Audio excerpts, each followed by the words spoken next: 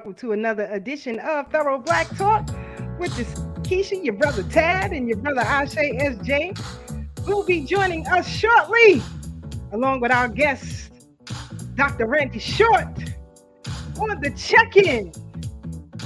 It's about to go down tonight, family. I'm going to tell you now. I'm going to warn you now. Dr. Short, come in, get out of your feelings. You know, some of you who may not know who he is, well, you must be living under a rock. But I'm going to tell you now, get out of your feelings, because we're going to discuss some serious issues tonight. We're going to get into some topics that have been plaguing us recently as it relates to our fight for reparations. If you want reparations, I'm rocking out with you. We're going to discuss the nation of Zambia giving VP Vice President Harrison uppercut to the chin.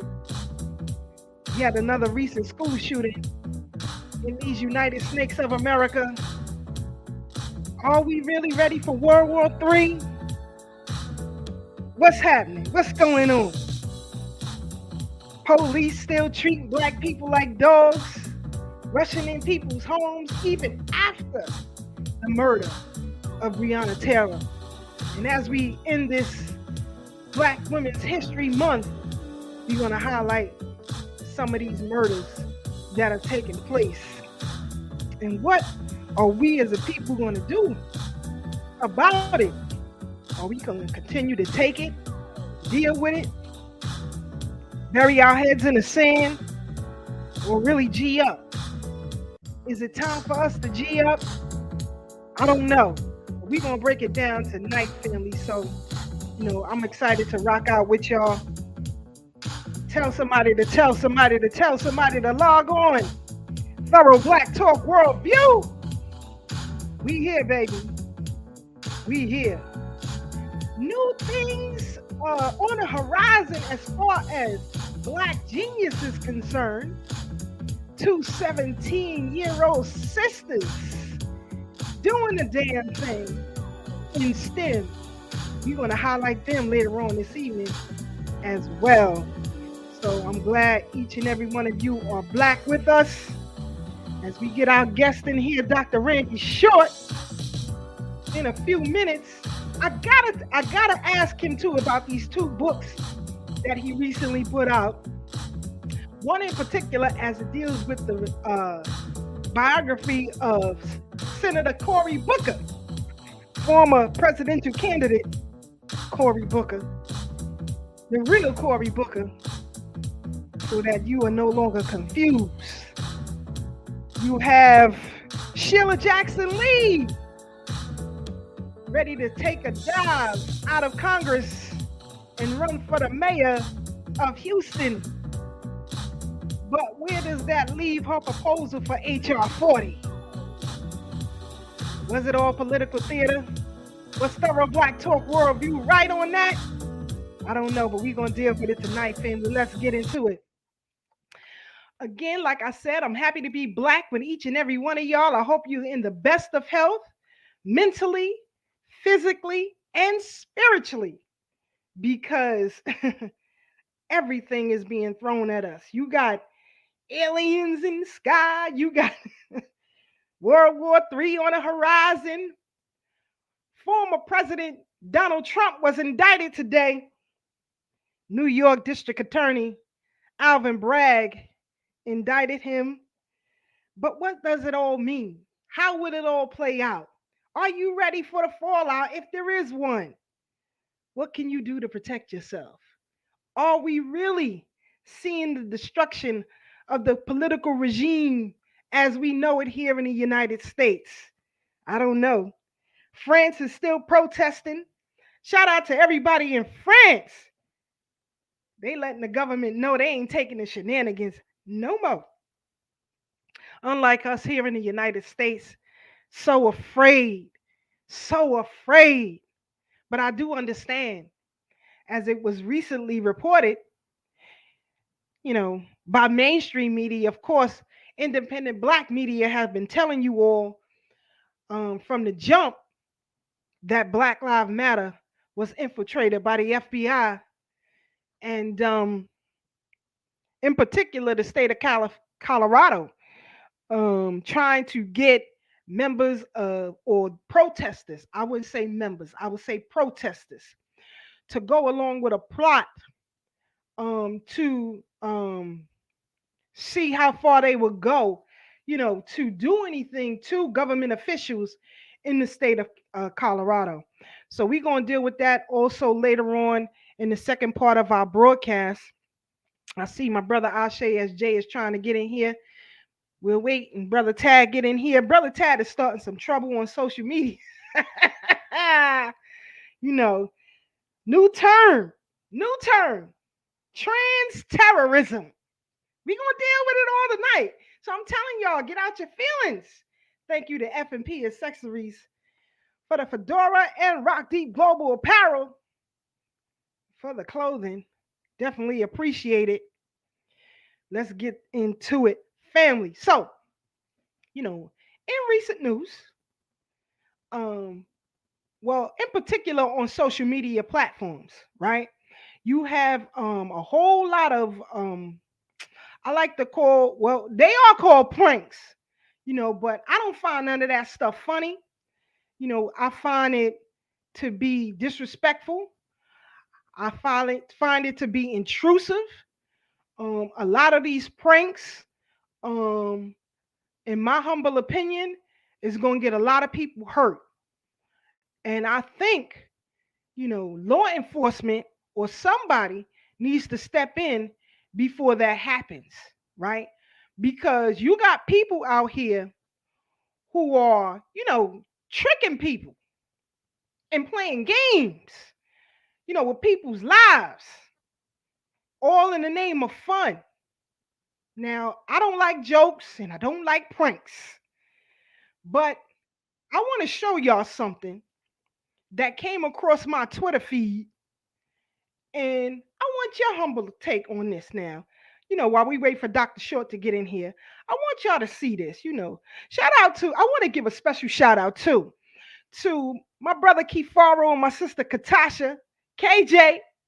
Love y'all to life, but I want to show y'all something. Check this out. Now, I don't know if y'all saw this, but this thing right here is highly disrespectful. You know what I'm saying?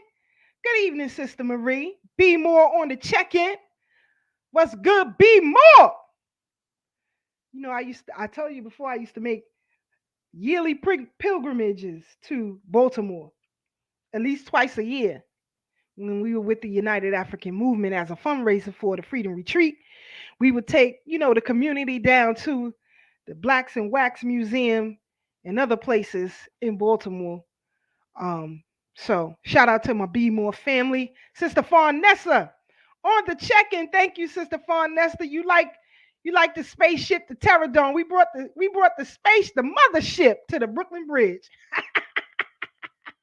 We brought the mothership to the Brooklyn Bridge. You need the mothership when you messing with Randy Short. You need all kind of elements. But I want y'all to check out this video and tell me what you think, because this is very, very disrespectful, and it's also telling of the desperation for attention that our people suffer with around the globe. Now, this didn't take place here, but I want y'all to see this and give me your humble opinion. Let's go. Rock out. Yeah, Papi, ¿cómo te llamas tú? Jonier. Y amor, ¿cómo te llamas tú? Miguel. Compa, Miguel. La cara, ¿ves? Ey, compa, tienen que ser serios, man. Papi, Tienes que ser serio. Tú me tienes que decirme papi, que eres un hombre. papi, pero yo te lo Papi, tienes que ser mostré. serio, lo que tú, ¿cómo me vas a decirme eso? Yeah. Now, how disrespectful. I mean, this right here is so disgusting. First of all, to be out here tricking people should be criminal. I used to say this a while ago that this is the highest form of identity theft known to man. And the government is complicit in this identity theft, allowing people to change their identity at the drop of a dime, commit all kind of crimes. This is an assault, a sexual assault. But it also shows the desperation of this young man to allow somebody to trick you to kiss a complete stranger. What is going on in your life? Now, I see these pranks that take place all over the country. I'm going to tell y'all right now, don't try that mess with me because it's going to be a whole nother result. I'm not a jokester. I barely like comedy. So I'm telling you, don't come to me with the foolery. I'm not with it. I find this to be highly, highly disrespectful. Sister Marie says she saw this video and she don't like it. I don't either.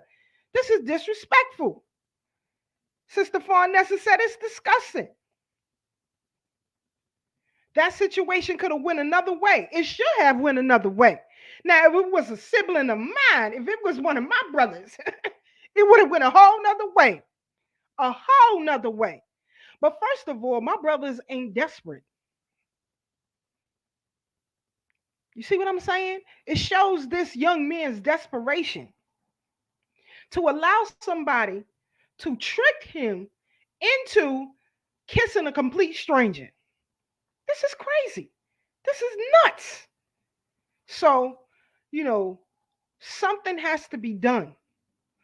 Now, moving right along to this recent school shooting in Nashville, Tennessee. Christian private school, um, a former student by the name of Audrey Haley, okay, returns to the school, shoots and kills several, right? This person also identifies as transgender. Now, I would like to know, first of all, where is the LGBTQ political leadership as it relates to this crisis? Because if the shoe was on the other foot, you would hear it all throughout mainstream media. In fact, what had happened was here in New York, when this was first reported on morning news, they identified, just as I did, that this is a person who identifies as transgender. The second loop, they loop the stories all day long, but the second loop, they removed that wording, right? I saw on various Twitter feeds that people of political leadership were dismayed by some news media comments identifying such. Now, this criminal, that's what Audrey Haley is or was, dead now, identified as such. So we're going to play that game because this is problematic. Now, I also want y'all to see this video. Hold on one second, fam. Let me get this up in here. Hold on. Here we go. Now, check out this video. Hold on. Where the hell? Now they got me riled up. You see what happened when Sister Keisha get riled up?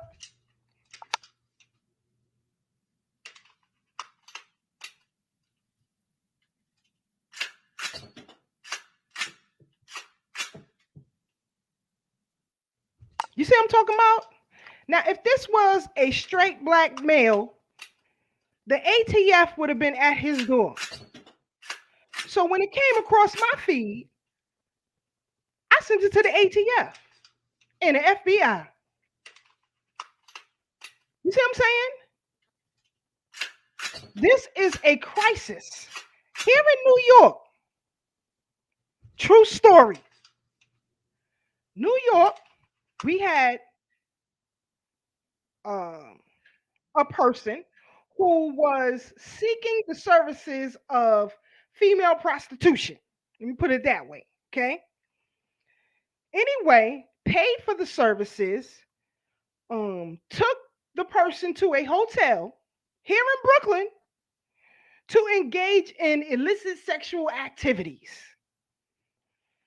Okay, this John falls asleep and the prostitute robs him. Okay, goes across the news that they are looking for a black female who committed a robbery against a John. Now, NYPD is on the alert for a black female. How many black females were stopped, questioned, or even brought in for a lineup? Later on, it was reported that it wasn't a female, that it was a black transgender male. Okay? Why? Why does mainstream media and politicians want to hide the fact that these people identify as such? First you want us to call them by who they identify with, but when it's a criminal element, you don't want us to use the word. That there isn't a psychological breakdown with said folks. We got to deal with it. So I, knowing me, have went on various politicians of Instagram and Twitter feeds and asked the very same question. I'll tell you why. I know the reason why is because they have politically aligned themselves to be a protected class, right? Because to not identify them as they are legally is a badge of discrimination. This is what the voters have voted themselves into. Now you got, what do you call that? Oh man, the American Medical Association, who are also playing this game out here. Now, shout out to Professor Griff, because he be posting up some good stuff. But I want to show a video that Professor Griff had posted up. And check this out. Let's deal with it. Hold on. Medical Association has announced that the sex of a child should not be on a birth certificate because we don't know it until they choose it. This is the American Medical Association. Can you pull this up? Yes, pull it up. The American Medical. Yes, the American. See, this is the thing. People don't know the damage the left does to everything it touches: art, music, education, children, male-female relations, and medicine. It has corrupted the medical field. The American Academy of Pediatrics, or pediatricians, whatever the full name is, they've come out for affirmative care to give minors hormone blockers. I mean, that is evil. The American Medical Association. This is problematic. This is problematic. But again, I blame the voters. You all have voted yourself into insanity, where the insane are running the asylum by not being politically astute enough to see what the hidden hand really wants to go down. I mean, this is problematic. That the American Medical Association would even consider such.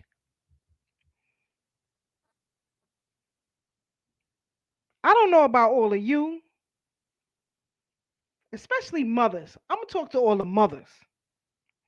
Because until you squat and push something out of you, you can't tell me a goddamn thing about being a mother, having children, and who my children are identified as. The first mother on the planet was a black woman. When that black woman gave birth to her children, she identified them as they should be.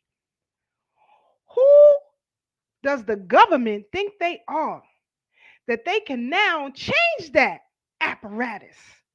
We're here in Women's History Month. There wouldn't be no women without black women. We set the standard. But black women have capitulated to the Democratic Party, allowing them to steal your identity.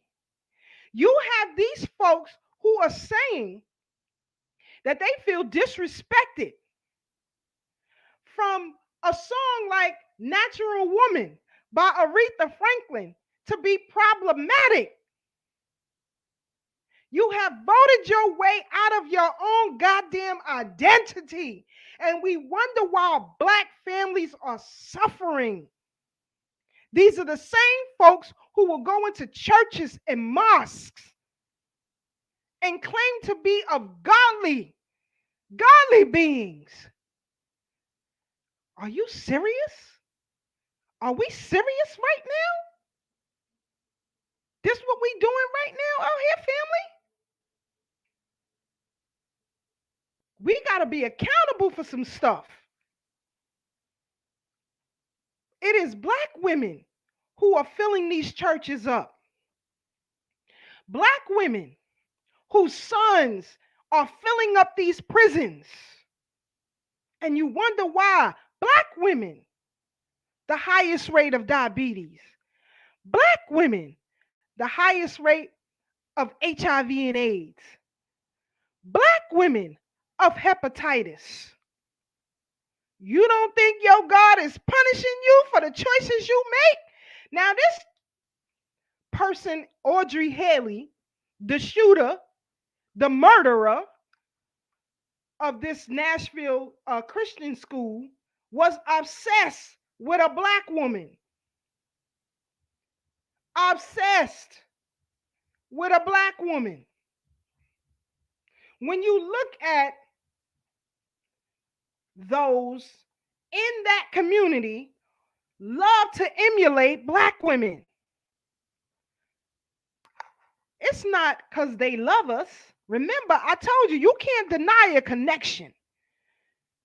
We are the epitome of womanhood. Everybody emulates us. Why would you be a co-conspirator of them stealing your identity? We got to clean up a lot of things. A lot of things. I often wondered why black people suffered so much. Because you are co-conspirators in your own oppression. Knowingly or unknowingly. Remember, ignorance of the law is no excuse. We got to clean up a lot of things. Now, I'm not telling you to go out here, do nothing crazy to nobody. I'm telling you to watch your behaviors and how you move in this world. Because a lot of things are coming to the fore. And now you got all these politicians who are backpedaling on some things. Let us deal with this one. Mayor Eric Adams addresses calls for New York City to cut ties with the Universal Hip Hop Museum. Now, why would he do that? It says, and advocacy groups want New York City Mayor Eric Adams to end all taxpayer funding for the Universal Hip Hop Museum. Hip Hop stands with survivors calls for Mayor Adams to end New York City's connection with the Universal Hip Hop stems from allegations against the museum's founding member, Africa Bambaataa. Several men accuse Africa Bambaataa of sexually assaulting them as children. In addition, hip hop stands with survivors. All of a sudden,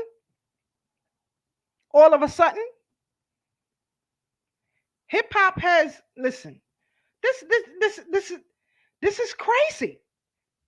This is crazy, family. And we voting for these people who don't have our interest at heart. These politicians, they practice nepotism, black and white. It's about me getting my job and hooking up my family and friends with jobs. No matter if black people are still the footstools of Satan. Black people who have been reduced to the footstools of Satan. Real talk. Real talk. We got to change a lot of things. Sister Marie said, oh, wow. Yes, indeed. What's up, Sister Joyce? Brother Monty on the check-in. She said some of our people entertain this foolishness. Absolutely. Absolutely. This is, I'm not going to pretend I am insane to stroke someone's ego or to stroke someone's feelings. I'm not into that. Nobody should. You shouldn't have to stifle yourself to make someone else feel good. I'm not going to do that. I don't go around disrespecting folks. I don't want to be disrespected. I don't call people out their name because I don't want to be called out my name. But I'll be damned if I play crazy to make you feel sane. Not doing that. Not doing that. So you better get out your feelings with it. She said, as Doggy Diamond say, hip hop is not ours anymore. They stole it from us. Absolutely. Well, hold on. They stole it, but did we give it away? Did we give it away? We don't let bravado at when it comes to dealing with these Yarugus. All that bravado and hip hop with each other. Rap battles, fights, shootings, criminal activity against each other, but ain't got no smoke for this Yarugu. The same owners are still there from 1979. Some of us are old enough to go back when it all started. They're still there. Where's all that smoke? Remember when you had issues with Suge Knight and members of Death Row and, people in the industry were in fear of him. Same with Jay Prince. All this smoke for each other, but leave the Yarugu unscathed. That's why that stuff I don't care about that toughness. Throw that out the window. You ain't that tough. Because somebody taking something from you and you letting them do it. That makes you a coward. I don't care what anybody say. You can clean it up how you want to clean it up. That's cowardice. To let someone come and take what you created. We are a cowardice people. I don't care what anybody says. The same with those in religion. I said this many times before. You've had people who claim to be members of the NOI who will check you if you ever disrespect the minister, as they should. That is their leadership. They should check you. Members of the 5% Nation that will check you if you disrespect Brother Wallace. 13X, as they should. That is their leadership. But they ain't got the same smoke for the Yarugus. I ain't seen no Yarugus dropping dead yet by the hands of them. So we can play all this kind of games. See, that's why folks don't mess with Sister Keisha, because I'm going to tell you the truth. And some people don't like that truth. I don't care, because we suffering out here. You have pastors of mega churches who will hold candlelight vigils when brothers and sisters shoot each other down in the streets. They will have marches, stop the violence, marches, and all this old kind of stuff.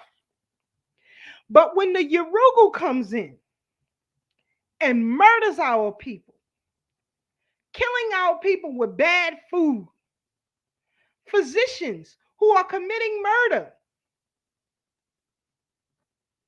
they're silent. They're quiet. They want to have discussions. When black people commit crimes against each other, you have all kind of panel discussions, symposiums and everything else about black on black crime. But there is no symposium for trans crime. And listen, I give respect where respect is due. You got members of the LGBTQ, or who identify as such, let me put it that way, who are protesting against this type of behavior, who are protesting against children's story time and drag time in school. Now, why is it that the leadership, the political leadership of the LGBTQ don't highlight those members who speak out against it, who speak out against parents allowing their children to mutilate themselves? Members who identify as LGBTQ, who talks about pedophilia and the damaging effects of it. These voices are not highlighted in your mainstream media. So then you have to ask the question what the agenda truly is. And when you figure that out, things will become a lot clearer. What's up, brother Magnetic Peace Tyson on the check-in? Good to see you, my brother. Trying to get our people here behind the scenes, family. Sister Farnessa said, Negroes walk these other people through the gate. Absolutely. It's so disrespectful. Like, you know what? I hate. You ever be around black people and you got some Yurugus in the mix, and you know, the Yurugu will come around and ask you, well, what does that word mean? Or what does that slang mean? And black people will just give them the answer, just tell them what it is. I don't do that. Well, I guess Yurugu see my face and they know better to even ask me a dumb question like that. Stop telling everything. Stop inviting them to the cookout, right? Stop bringing them to the cookout to make yourself feel better, to make yourself feel wanted. Now, here in New York, you have a lawsuit that is being taken place about employment discrimination as it relates to black people in Albany, New York. We're going to get into that a little bit later. But I want to highlight the nation of Zambia. Last week, it was Uganda. And the week before that, it was another nation. I can't remember the name right now. But recently, Zambia is telling Kamala Harris, mind your damn business. Don't push this stuff on us. We don't trust you. African leaders in various countries are telling their citizens to dump the US dollar. See, this is not a game for people anymore. Hold on, family. Check this out. Yeah. So we came here to deliver. We came here to deliver a letter to the Vice President of the United States of America. As you know, Kamala Harris is coming to Zambia. But from our point of view, we are not happy with her visit. And why we are not happy is because, you know, whilst America is talking about this democracy, they are talking about this democracy, but the American democracy has done more harm than good to a number of countries, especially the third world countries like Zambia. So we don't think that America can champion this democracy, the democracy according to what we want. The Americans superimpose their democracy on us. They superimpose their democracy on us and their social culture as well as other values. We are saying We don't want American superimposition of democracy on Zambia. But we as Zambians, though our democracy is young, but we can practice, we can self-rule ourselves. We don't need America to come and tell us how we should rule ourselves. We don't need America. America cannot come and teach us about democracy when their democracy has waged many wars throughout this world, hundreds of wars, and they have killed a number of leaders, African leaders. Some of the leaders that they have killed is like the Pan-African leader, Muammar Gaddafi. They killed him in cold blood using Libyan indoctrinated citizens. Americans gave arms to Libya so that they can kill their own leader. And they are saying that is democracy. How can that be democracy? Honestly, how can that be democracy? They went into Iraq. They killed Saddam Hussein in the guise of planting democracy. And yet, Muammar Gaddafi didn't have even the nuclear wars that they were talking about. And look what has remained of Iraq. Look what has remained in Libya. That is not the democracy we want. We want a democracy that is Zambian. If you look at Abraham Lincoln defines democracy as the rule of the people by the people. But those people shouldn't be foreigners. Those people shouldn't be Americans. So we delivered a letter today to the vice president, care of the American embassy, so that she can read for herself that we are not happy with their intervention, with their Zambia-America relationship, because it will do us more harm than good, like they have done in other countries. So this is why we are here today. We wanted to protest, but since the police IG said we shouldn't protest, so we decided to peacefully come and give a letter here, and we are going back peacefully without causing any harm, without inconveniencing anything, but simply delivering a message to say the Zambia-America relationship will do us more harm than good, like it has happened in other countries. America is choosing our friends. Why should America choose our friends? America is saying, no, don't associate with this one. Don't associate with Russia. Don't associate with China. Don't associate with whoever. Why should America choose our friends? What kind of democracy is that? We don't want that. Abash America. Abash America. People have had it. People have had it. Enough is enough. Enough is enough.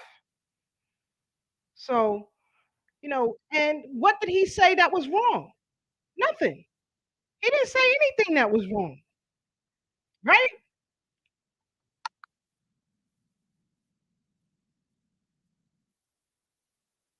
Sorry about that, family. He has some feedback in the background. But what did he say that was wrong? You don't even give your own citizens democracy. Who the hell are you to come in here and tell us who our friends should be? And I don't know if you heard, but the EFF of South Africa said they stand firm with Putin. Everybody is aligning themselves. Yet, nobody talks about what the United States is doing to its own citizens at this critical time. Now, moving right along with what this brother was just saying, here you have a case in Albany, New York. A brother faced employment discrimination. This is one discrimination that is the least reported when it comes to employment discrimination, because people don't want to lose, their livelihood, to feed themselves and their family. And so a lot of people on the job keep their mouths closed. But racism runs rampant in employment. I don't care if it's blue collar or white collar, it runs rampant in employment. Most black people bury their hands in the sand, but this brother said he wasn't going to take it. Now, the company is a construction company owned by the small hats. It was a hat who disrespected him. Well, I'll let him tell the story. Hold on, family. Here we go. Schenectady was told he could not use the same door as everyone else at a construction site because he was colored. 13 Investigates Tessa Bendulan sat down with that man who, in an emotional interview, described what happened in full detail. Tessa joins us now with the story. Tessa. Elaine, Rachel, this lawsuit here says Corey Joy was the only black man on the work site. He says the incident is always the first topic he discusses with his therapist, and the emotions, they're still very raw. That was a tough one to swallow. It's a tough one to swallow. Corey Joy is a proud man. He takes his job seriously as a construction worker. He's been doing this for about 7 years. Until now, Corey says he's never been told something like this. He said, "You colored." He said, "All the colored people here go through the door right there on the side." So I'm like, I put the shovel down. I said, nobody never talked to me like that a day in my life. Last September, Joy says he accepted a job from his union to work with AJS Masonry and Rosenblum Development Corporation. He says it was to build an apartment complex at 745 Broadway in Albany. They needed somebody to drive machinery, deliver, offload, unload trucks and stuff like that. Joy says it was the second day on the job and everybody was ready to eat lunch. Some of them wanted to heat up their food. Joy says he and another white employee were told there was a microwave inside a trailer on site.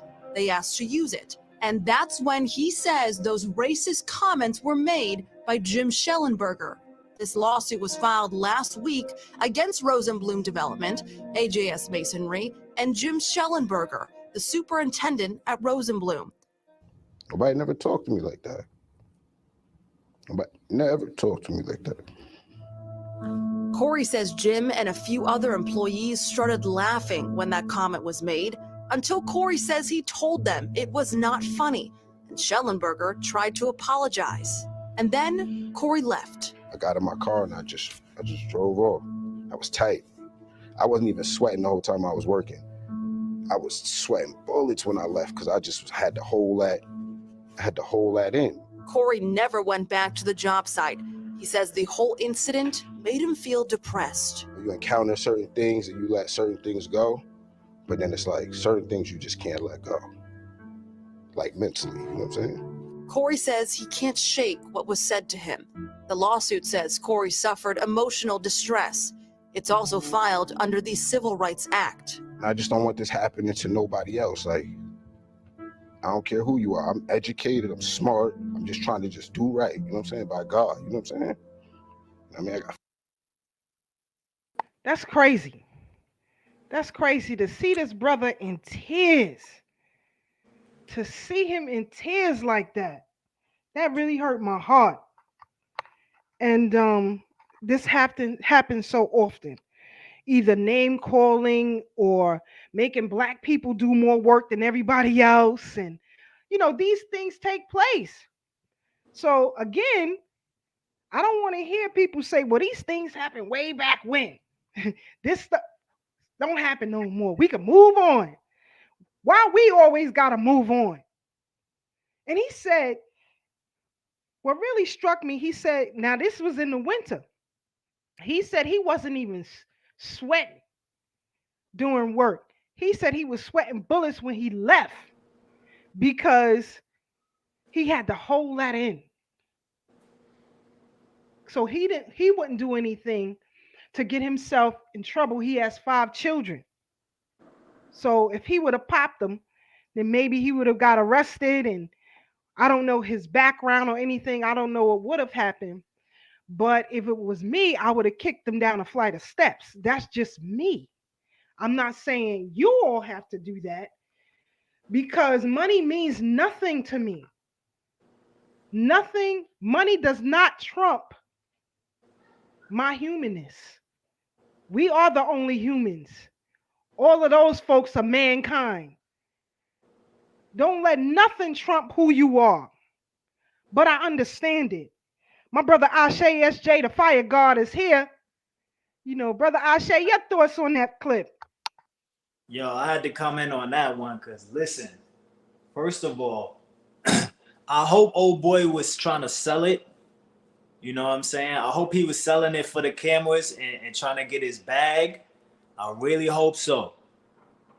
I hope he wasn't crying over somebody that said called him in that name, as if he ain't never know that this is still a racist society we living in. You know what I'm saying? Because like Keisha said, some people say, oh, this was a long time ago. You know, these things didn't happen. They don't happen in 2023, you know, until it happened to them. But isn't that how things normally are? We always mind our business until it happens to you or it happens to somebody you care about, your children, your family member.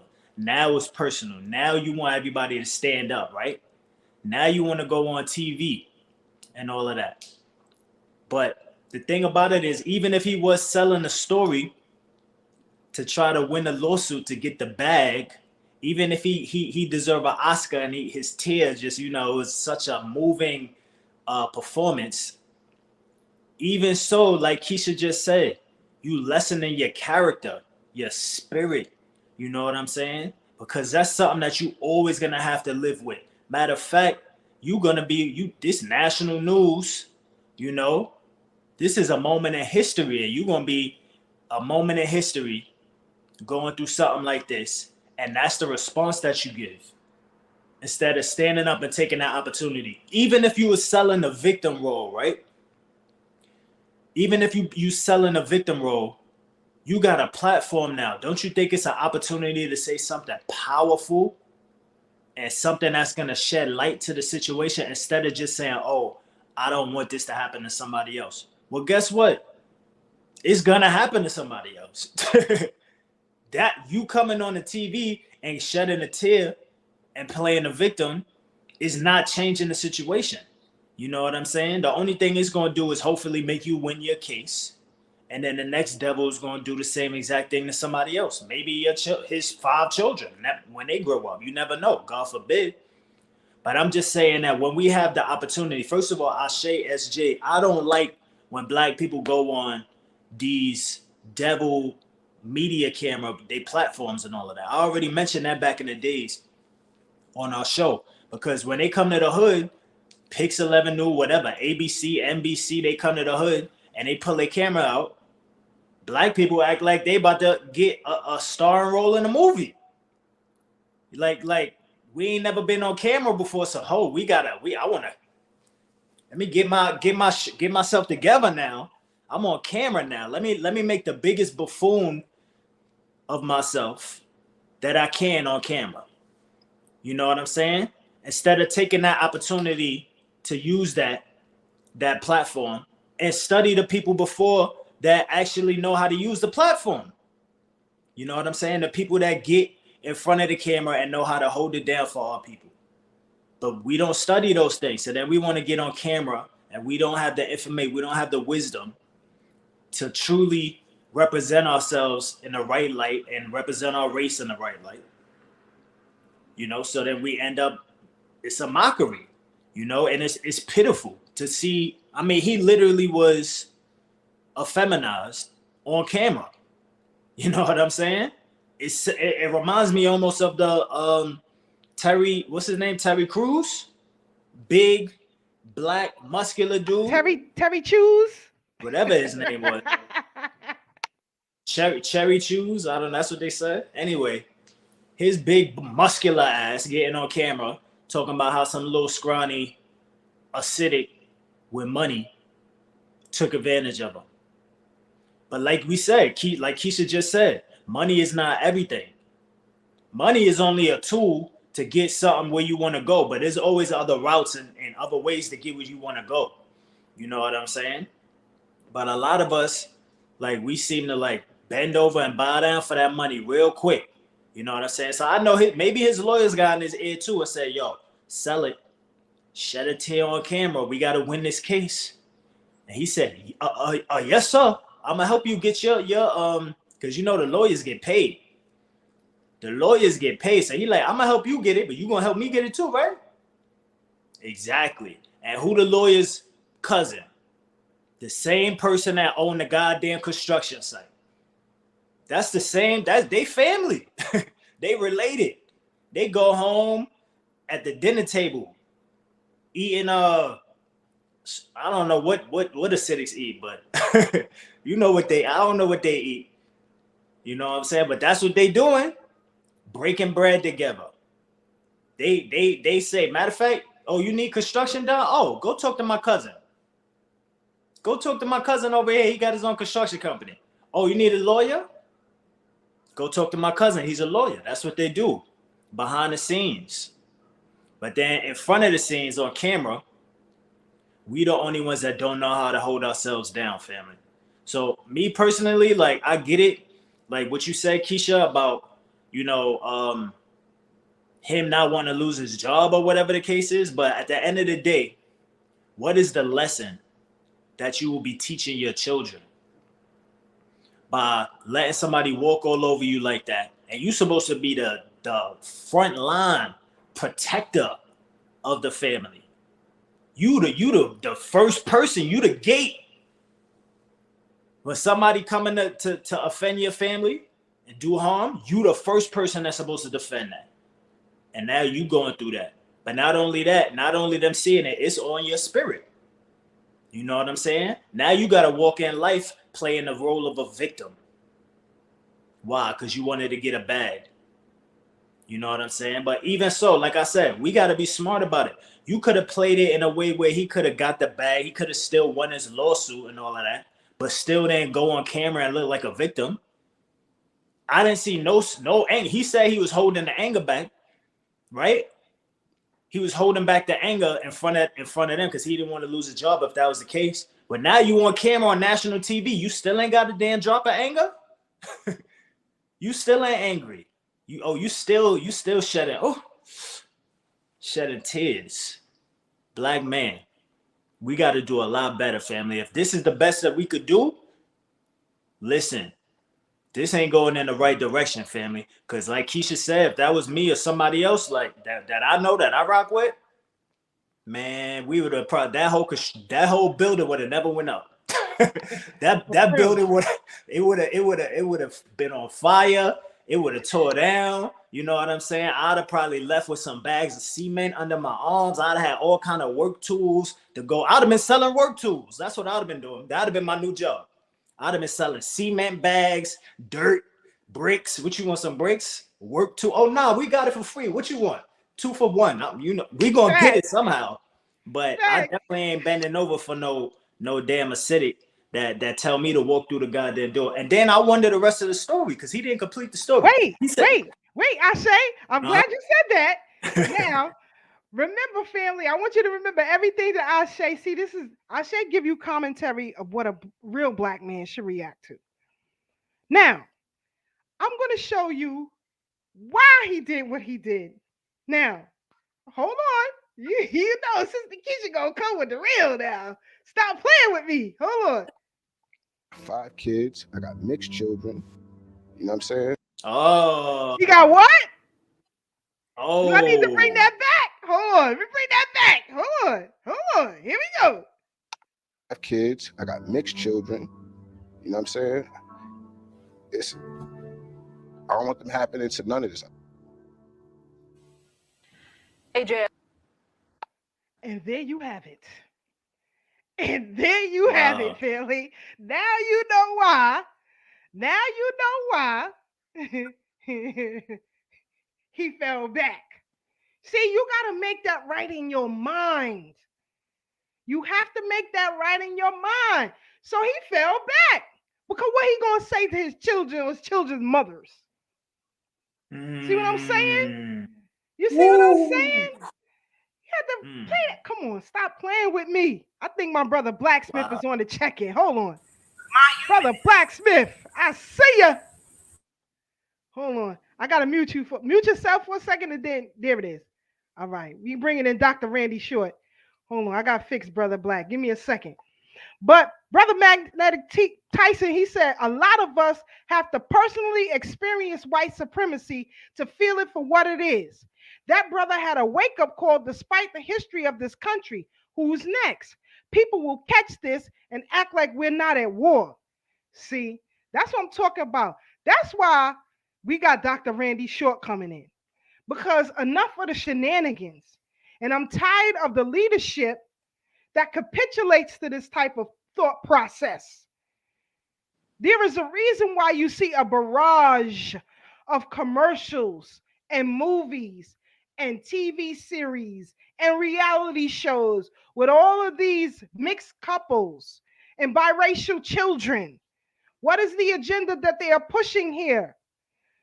Remember, in the beginning, Black woman, your identity is being compromised. Your identity is being compromised here. You got to look at the big picture here. That's why I don't rock with folks. I'm telling you, I don't, because I see the shenanigans. But hold on, family. We got my brother in here. Now, my brother, see, we can talk on levels that a lot of you or I can't rock with, because you really don't get it.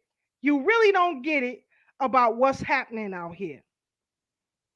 And it's these type of behaviors. Now, remember, I told you, when you go into a courtroom, they're going to bring up all of this stuff. When it comes to reparations, all of this stuff is on the other team's side.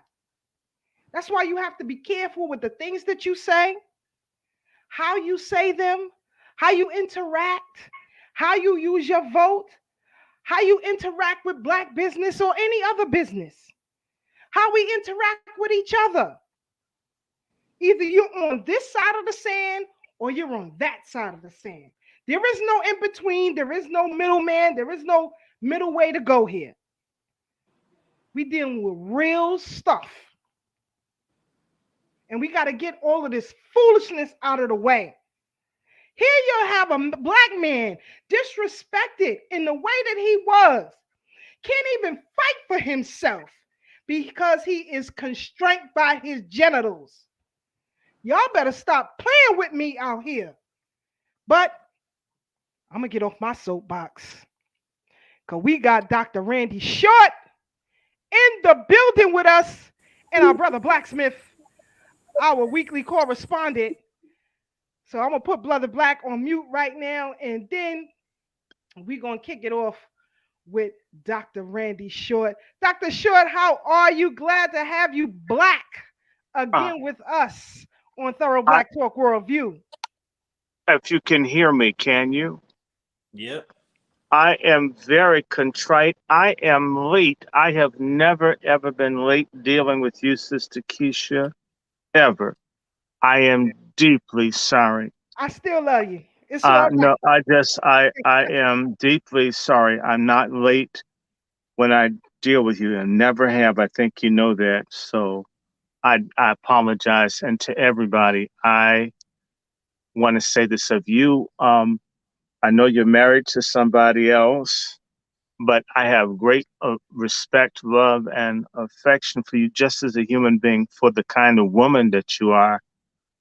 I'll let anybody know sometimes when I am sad or down or frustrated, I reach out to Sister Keisha. I know that's one person, a rock I can get inspiration from. I mean, I don't know too many women like you, and it's nothing carnal. It's just the kind of person you are. Forgive me, I was feeling kind of odd. Put my head back, says I'm gonna be rested up for the show, and something. I mean, I think sleep got good to me because the weather goes back and forth, and I says, "Oh my God, Keisha's gonna kill me." Never that, my brother. Never that.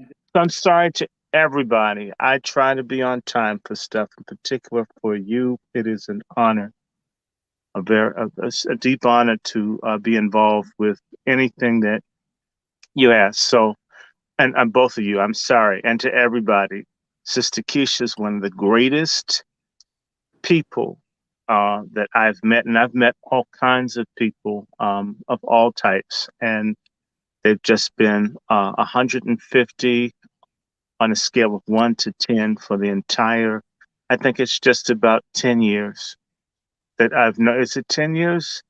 And Yes. so, please, I would never, ever be late. And I don't even mind. I want everybody to see I criticize pork chops and all, but this is a righteous sister. So I'm just, please forgive me, sister. I want everybody to know I respect this woman. I am not late when you call. So please forgive me. I'm wearing a fedora. You know how we do. Okay. Okay. All right. All right. Okay.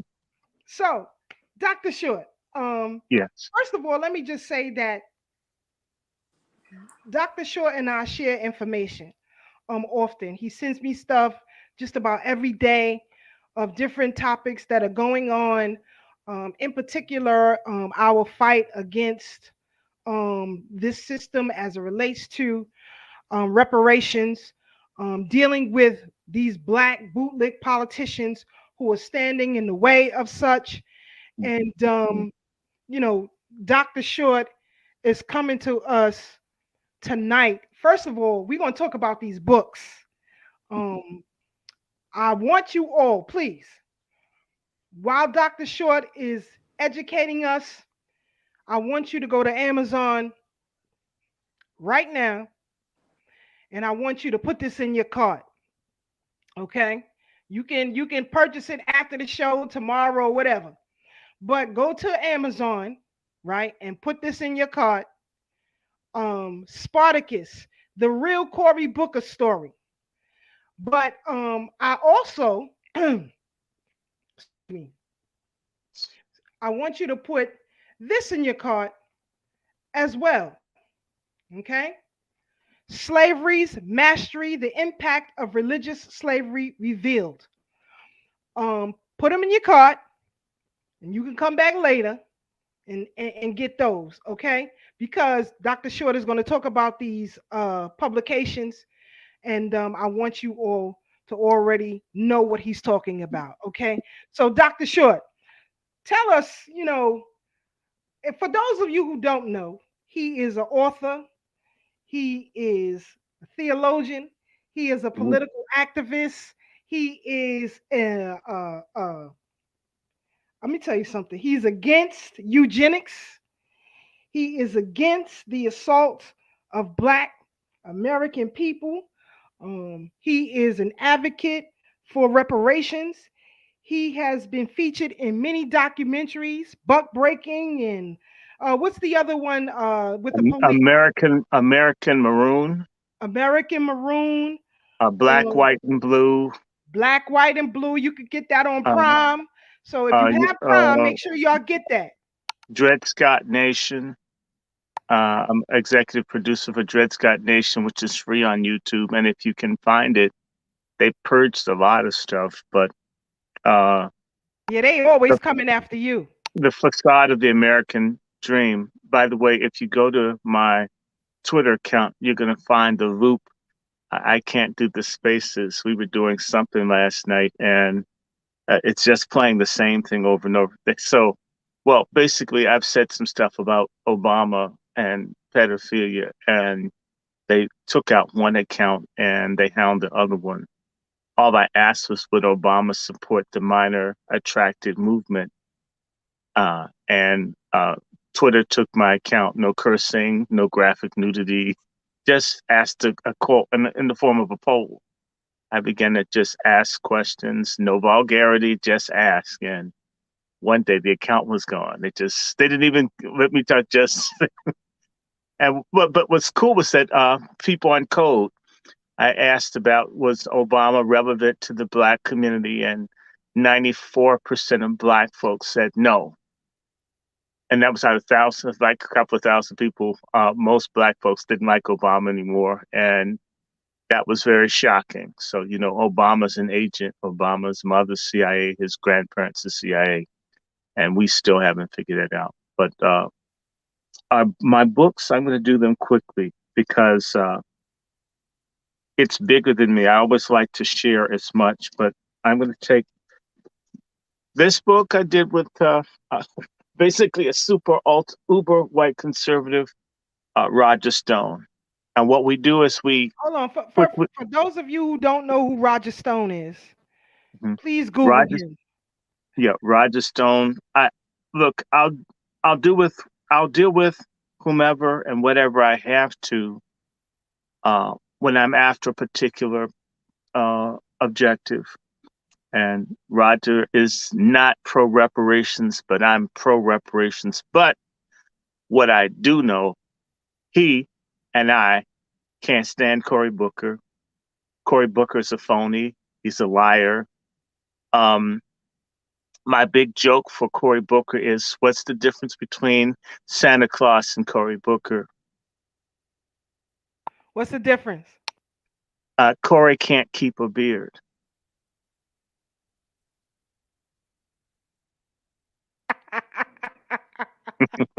I'm gonna leave that one all the Yes, way I know. alone. Okay, yes. So Cory Booker is basically a East Coast version of Barack Obama. I guess a grandson or great grandson of a white man who had an illicit relationship with a black woman. He's been one of those people whose family benefited greatly from the civil rights movement. They never fought for anything, and sort of light skinned parents work for IBM, International Business Machines, down here in Washington, D.C., and then at some point we're in New Jersey and not really in Newark. He's had a charmed existence, goes to Oxford, and he hooks up with some, well, we have to have this conversation, so I'm just going to do it. I'm like a lot of us, are a combination of people. My ethnic and racial or whatever identity is clearly that of a Black person. However, my heritage is varied. So I am a person of definitely West African, Central African, East African, Southern African ancestry, and Central African ancestry. And then I've got some other things. And among the very unique things is there's some Ashkenazi here, and there's Mizrahi and Sephardic Jew. So I'm going to get in trouble with Sister Keisha, but if they were to do my family history for a Hollywood movie, it would be Nigger on the Roof instead of Fiddler. So I got some Jew, and I have literally Hebrew is about a minimum of 4% of my DNA. So I'm a Hebrew for real. Okay, I don't need to wear the stupid suits and be a cult member. It's just how it is. Having said that, so I have biological Hebrew DNA, and I even have, so I'm like, I think 3/4 fake Jew. No, 3/4 real Jew, 1/4 fake Jew. So I'm original and extra crispy recipe. If I were fried chicken, I'd be a bucket with a little bit of both when it comes down to Jew. Having said that, so I'm not an anti-Semite. I'm definitely Semite all the way, and Bantu as well. And Cory Booker hooked up with some rogue, extra crispy conversos to the Hebraic religion that has been hijacked. And they're the main people that are pushing him. And he is a grifter and Madison Avenue manufactured icon. He stands for nothing, certainly not for a traditional family or range of other things. And in Newark, a city I have had family in because the people where I come from on various places, Eastern Shore, Southern Virginia, Northeast Carolina, tend to have a very bad temper. And when folks go postal, which seems to be the family temperament, They go to places like Newark or Philly, DC, or Baltimore. Having said that, my cousin who died last month, William Short, named for another mass shooter named William Short. Yes, I come from a family of Black mass shooters from Northeast Carolina who tend to, by the way, shoot at people that don't look like themselves when pushed to the wall. So, in honor to my great uncle, William Short, and his namesake, who were in Newark and killed and stand Cory Booker.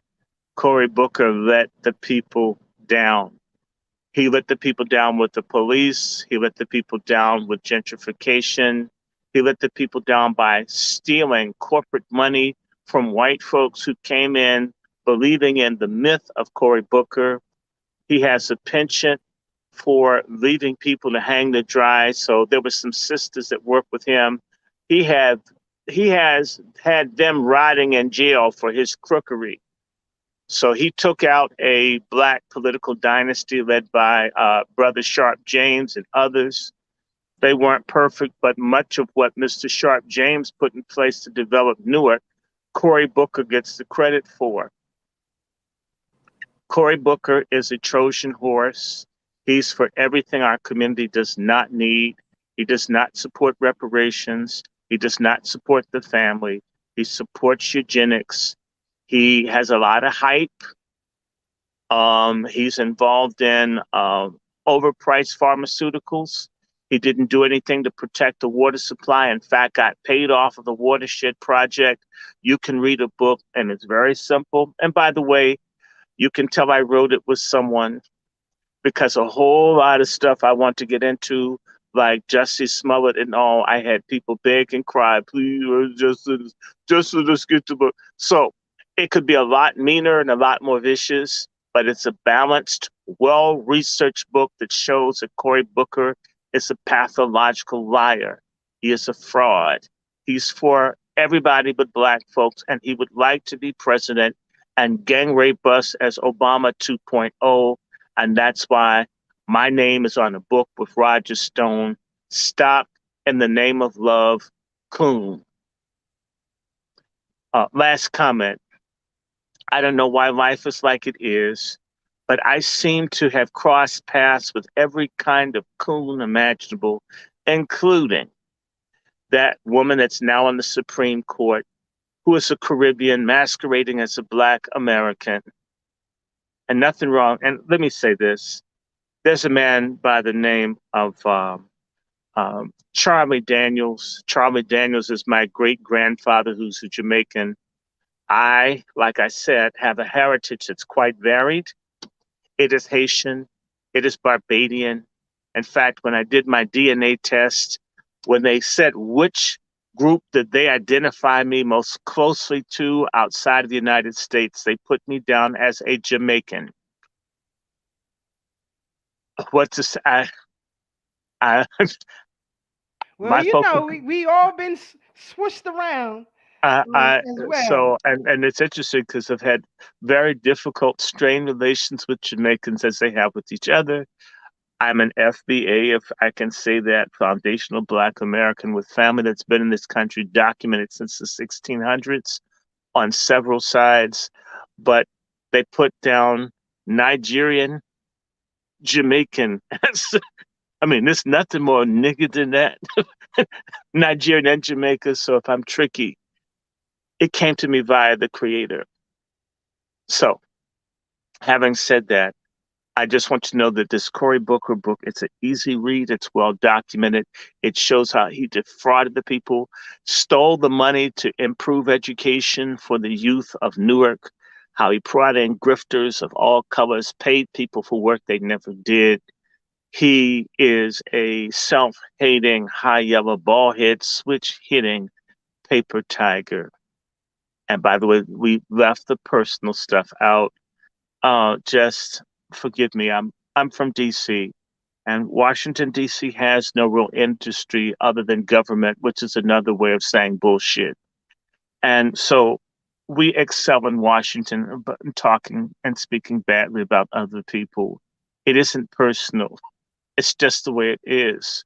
So if you're Letitia James, you're Attorney General of New York, you see person, and I see a sister that looks like Chairman Mao trying to pass himself off as a black woman with boobs. It's just how we are, okay? Please don't take it personally. She also looks like Lou Ferrigno, the original Incredible Hulk. It's just how it is here. When we see things, we just talk about things openly. It's not personal.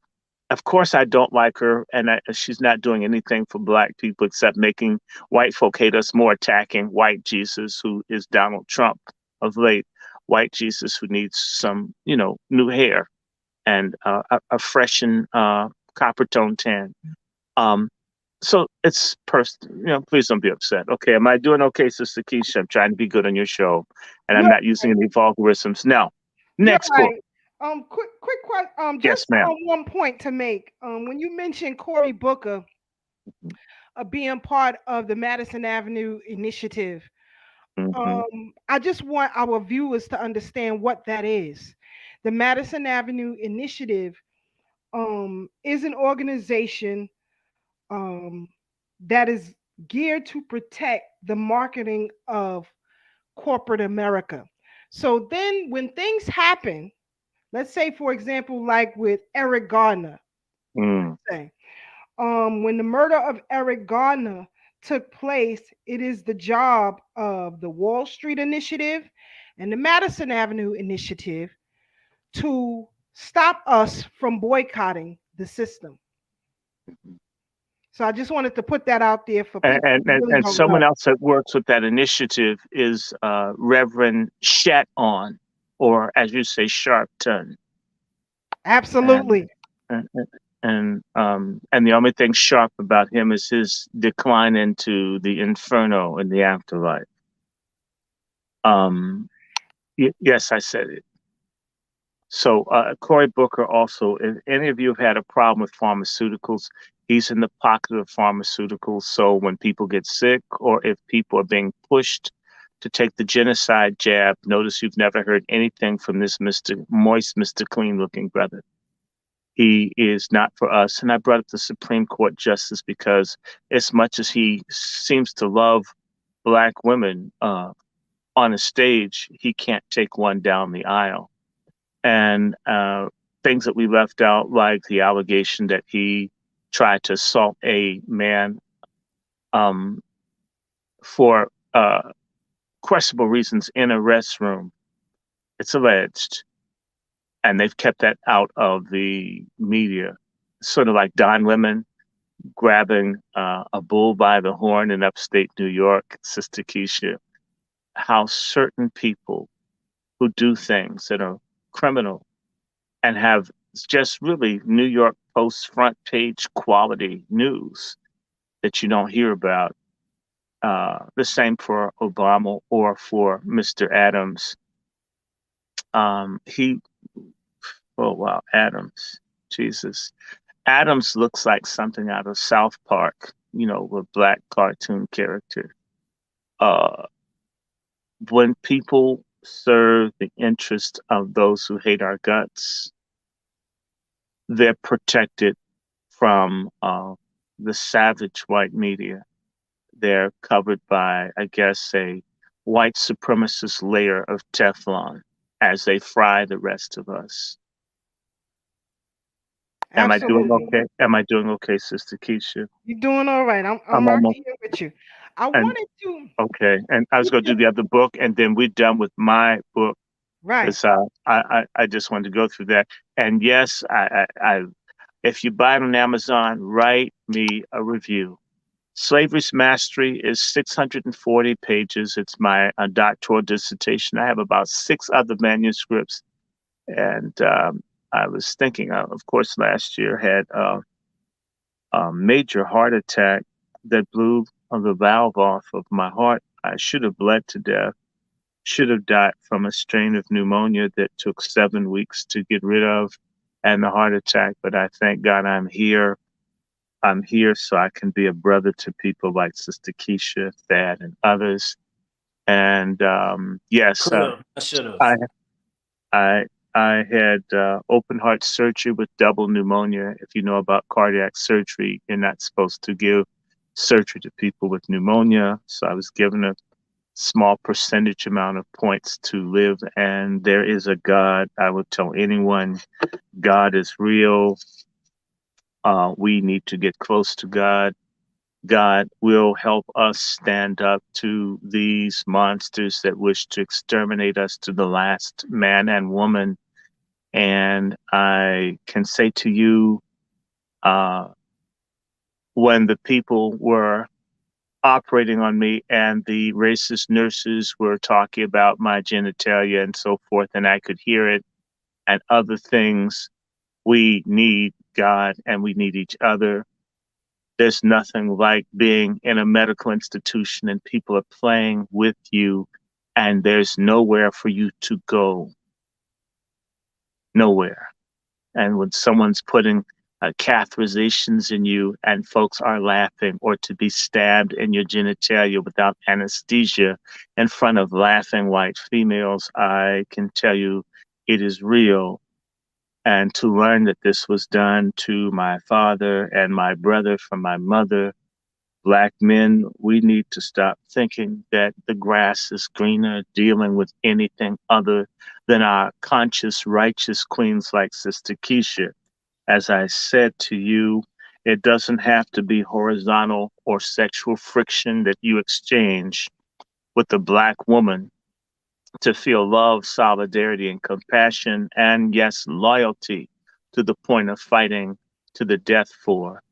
The righteous sisters, as I call Sister Keisha and others, Wazi, which stands for Warrior Sister 2 times in the Bantu linguistic system without superlatives, that you say it twice to say that it is great. Wazi, Sister Keisha. Now, right to this book, Slavery's Mastery, is a combination of the study of how religion and has been used to reinforce racism against Black people, along with our enslavement, and it is a biography of the greatest Black anthropologist and explorer from Virginia named William Henry Shepherd. It is a wonderful book if you're interested in knowing something about Black people between, say, 1600 and 1920. It covers a lot of topics. It's easy to read, and it is a very good book. It's an excellent read on Amazon. Of the 16 people that have reviewed it, I have a 4.8 rating. And there are a lot of people that hate the hell out of me. So I'm surprised it's not a 1. Even folks who can't stand me think that it's a good book. And so it's a lot of history, it's culture. It talks about the crookery in the church, the white church. It talks about the racism.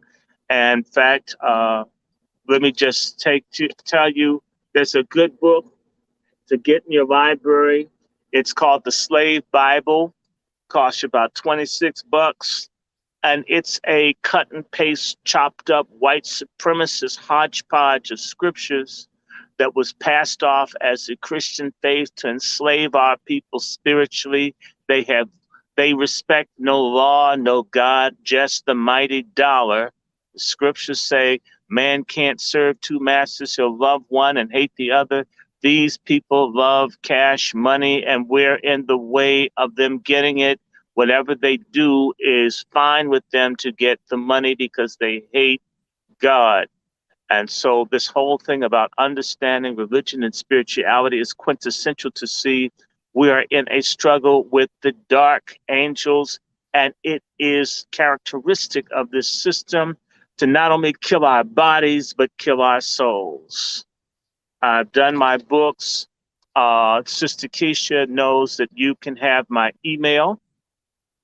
I'm willing to talk to anybody at any place at any time if it's serious to share. I am a bibliophile. I collect books. I do research on genealogy. By the way, Sister Keisha is more than likely related to me. The reason I didn't get cheated out of my income when I worked at Bowie University as my cousin, Sister Hopkins, always made certain I got my money. My cousins, our name, same name. The world's really small. Very. I have family from Eastern Shore. The white folk in my family owned all kinds of stuff. And pray for me, for the brother, I don't know your name, with the glasses, with the T-shirt on. You and Sister Keisha, y'all have that beautiful ebony color. Some of us can't get as dark as you because, you know, I've been blown away. Sister Keisha, genealogy, that's the one thing I'm going to tell you. Part of reparations is you need to know who you are. If you think you know, you do not. I had no idea that I had so many big time slave master grandfathers. I was just, when I learned my great grandfather born in 1812, his daddy was Richard Short, who owned 31 people. He even kept his own black children as slaves. My grandfather was a slave almost into the 60s almost. This man never freed his own son. And his grandfather owned 41 people. And unfortunately, speaking of Eastern Shore in Maryland, some of us, and unfortunately, I have a black grandfather that owned 9 black people as chattel slaves. So I speak loud and I'm aggressive because I've had coons in my family. I apologize. I did not know this. I did not know that there were people in my family that owned other black people like rabbits and dogs. I am so sorry. I am shocked to find out I had a grandfather who fought for the Confederacy and the coon got a pension. He was black. And he may be in the same family as Tariq Nasheed. We could be cousins. The man's last name is Reed. Wow. And I have I'm glad. No, I had a great grandfather, John. Unfortunately, Sister Keisha, he served in the white army instead of the colored army. And then his brother served in the colored army. He was willing to take less money because they paid black soldiers less. So I have an entire black family that decided to be white and own slaves in North Carolina. And I've met the cousins of mine owned by my cousins passing who live all over the country.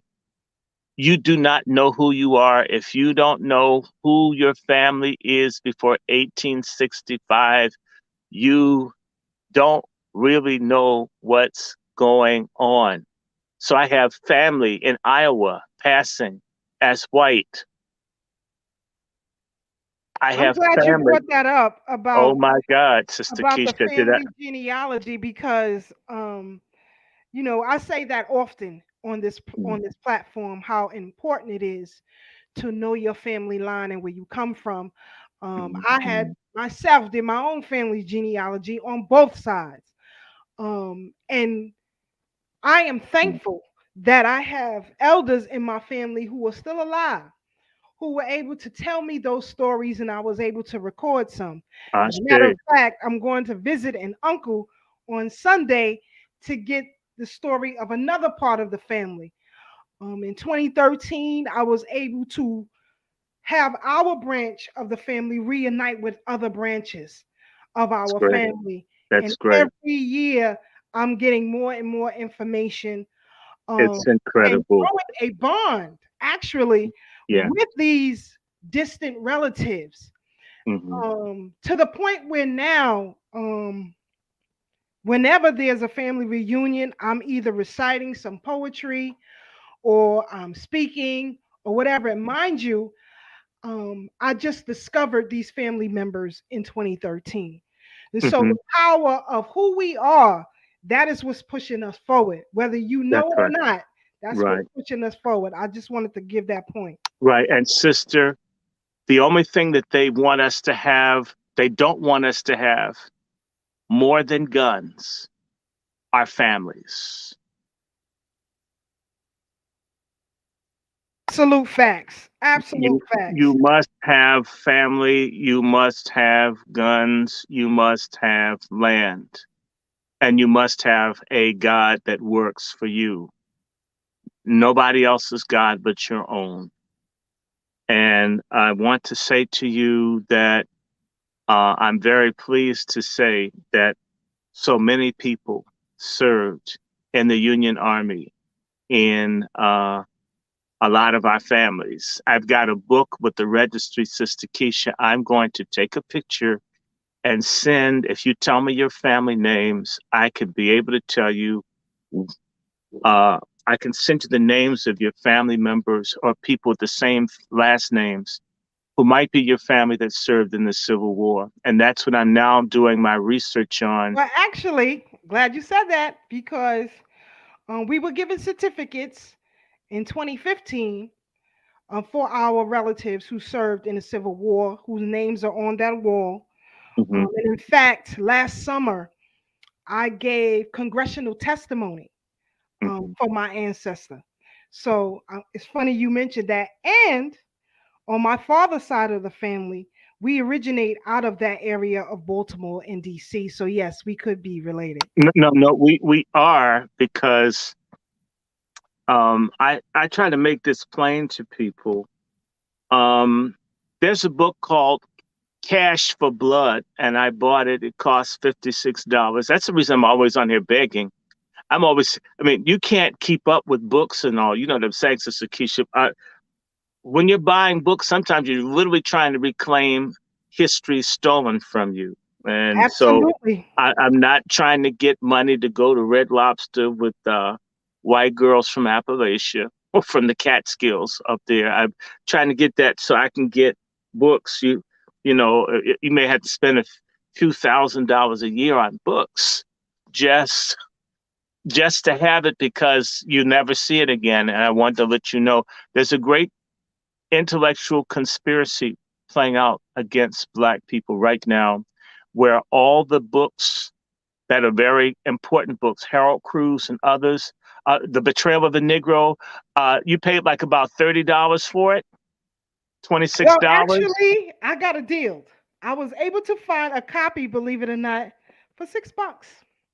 That's what they used to be. If you go on that line now and you look, $25, $30 for key books. You have Rayford Logan's Betrayal of the Negro. If you start, I mean, they've discovered a new way to destroy consciousness is to get rid of the availability of books that can change and transform minds. When I was in DC jail last week, talking to young men about genealogy and history, I went to the library and they had this coon sister who got nervous. I never said anything. I just walked in. And of course, I had on my Islamic clothes, so that didn't help. They have a special section for Spanish language and all of that, but they don't really have anything for Black people in a prison, a jail system that's probably 96% Black. There's no special section for Black information, and the librarian's a white woman. You could tell doesn't like Black people. The whole thing is estranging us from information that's transformative. And so when you see certain books, I'm not trying to tell you to blow your account, but you need to buy and have them, because I have a book here. I think I have it right here. I showed someone last night. One of my aunts is in the chat, and she said, yeah, we are definitely from Maryland. So okay, well, my family is the Lancaster family. They established the colony of Maryland. And for those of you who are in the tri-state area, if you don't want to get Dr. Short's books from Amazon, you can definitely stop by every other Wednesday at the B.K. William Mackey Jr. History Club, where Brother Ray has copies of Dr. Short's books, and you can get them there as well. I want to show you what they're doing. This is a very good book by August Mayer, Negro Thought in America. I was surprised that this Negro Thought in America, this book was like about $2. This is hardbound, $2 for a hardbound book. But you know where it comes from? I want to show you. Harvard University. There's a cracker inside the library system at Harvard that doesn't want Black books there. So they're getting rid of a very good book that's a standard reference book on Black intellectual history. They purge this. It's discarded. A lot of the best books I get at the better prices are where racist whites working in libraries, just everything Black, they discard. They discard. So a lot of people who think that they'll be able to go to the libraries to get information when they do decide to wake up, if you don't have a library in your own house, it's like not having a gun in your own house. I would agree. And I mentioned that 2 weeks ago at William Mackey's History Club, how a lot of these collegiate institutions have these works in their possession. And they actually try to charge, because I wanted to get something from Shirley Graham, Du Bois, Yes. Du Bois. And Mhm. Cambridge wanted to charge me an arm and a leg to get it, but I used a technique that, Dr. Renoka Rashidi taught me, and I was able to get the information I wanted for free. But I'm just saying, you are absolutely right, how they have all of these great works in their possession and then want to charge you an arm and a leg to get it. So if you can get things at a cheap or reasonable rate, please do so. Have them, because if they purge, I'm from Northern Virginia, Washington, D.C. If my parents hadn't been buying books from a Black bookstore that they forced out of business eventually, I'd be like Obama and Cory Booker, because of what was being taught in the schools, and most of our people, unfortunately, being sleepwalking coons. They don't even know that they're coons, and in fact, don't want to be woke up either. So I encourage you, know who your family is, and for good or for evil. I do apologize to all of you that Nancy Pelosi is an in-law of mine. I'm sorry. I'm sorry that Patrice Cullors of Black Lives Matter is related to me. I'm sorry about Thomas Jefferson, George Washington, Robert E. Lee, Stonewall Jackson, and there's some others. There was a white supremacist named Gassaway, who's some kind of relative, that was running for the presidency of the United States in 1904, and John C. Breckinridge, the presidential candidate that came in second place behind Abraham Lincoln, is either a great uncle or a great grandfather of mine. We have a lot of sludge in our families, and we need to know about it. I don't know about the coons, but I'm learning about the masses. And we have a history where people know exactly what they've done to us, how they've done it to us, and how they're going to keep doing it to us. And the main thing that they've managed to do this through is a destruction of the family unit, our estrangement from knowledge, our estrangement from being able to own. So, and estrangement from one another. So if we can't get along, if we can't own anything, if we can't pass something on, and we can't stand, they don't need a concentration camp like Nazi Germany. They can just hold us in the position that we are, and we'll slowly die off. Now, I'm ready for some questions. I just wanted to show respect to ancestors.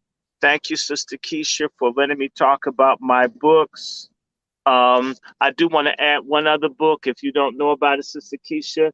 This thing on the Knights of the Golden Circle, how whites have secret societies to perpetually always keep us enslaved, always. It is the modus operandi for us never to be free, never to be together, never to own anything. It is an ongoing conspiracy, the worst, longest, most vicious in human history.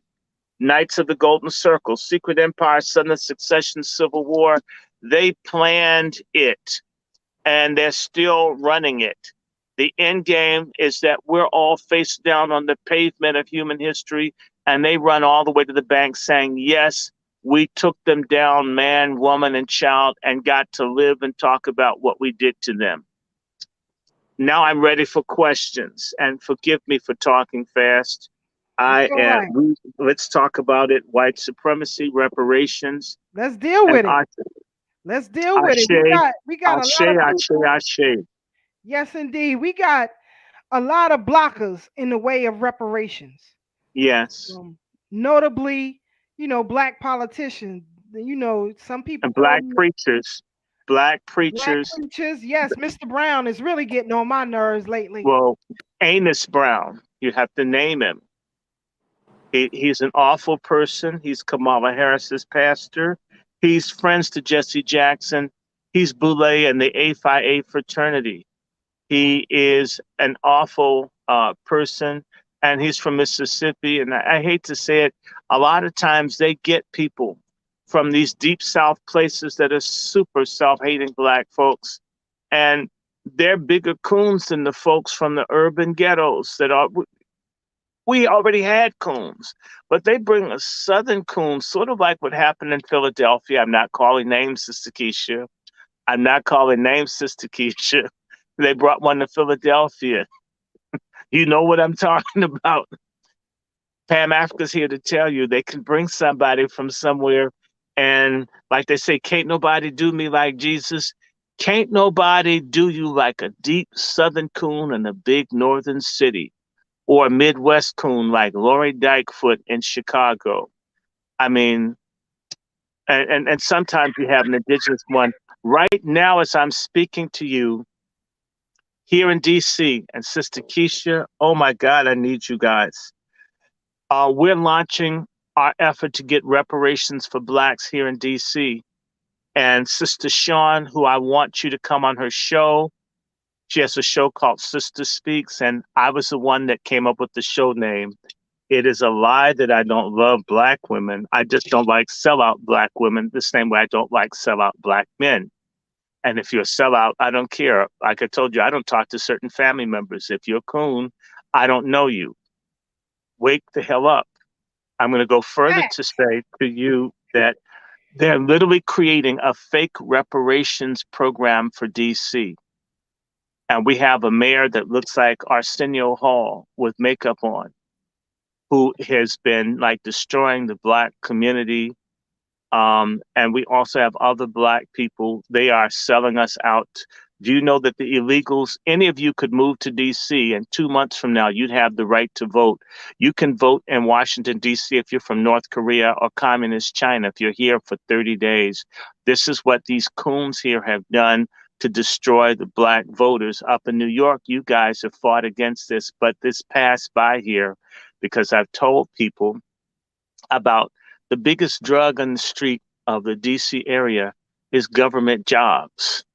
Give a Black person a government or municipal job and they do not know who they are. Let me tell you, trank, crack, love boat, angel dust, heroin, fentanyl doesn't make anybody as stupid as a government job.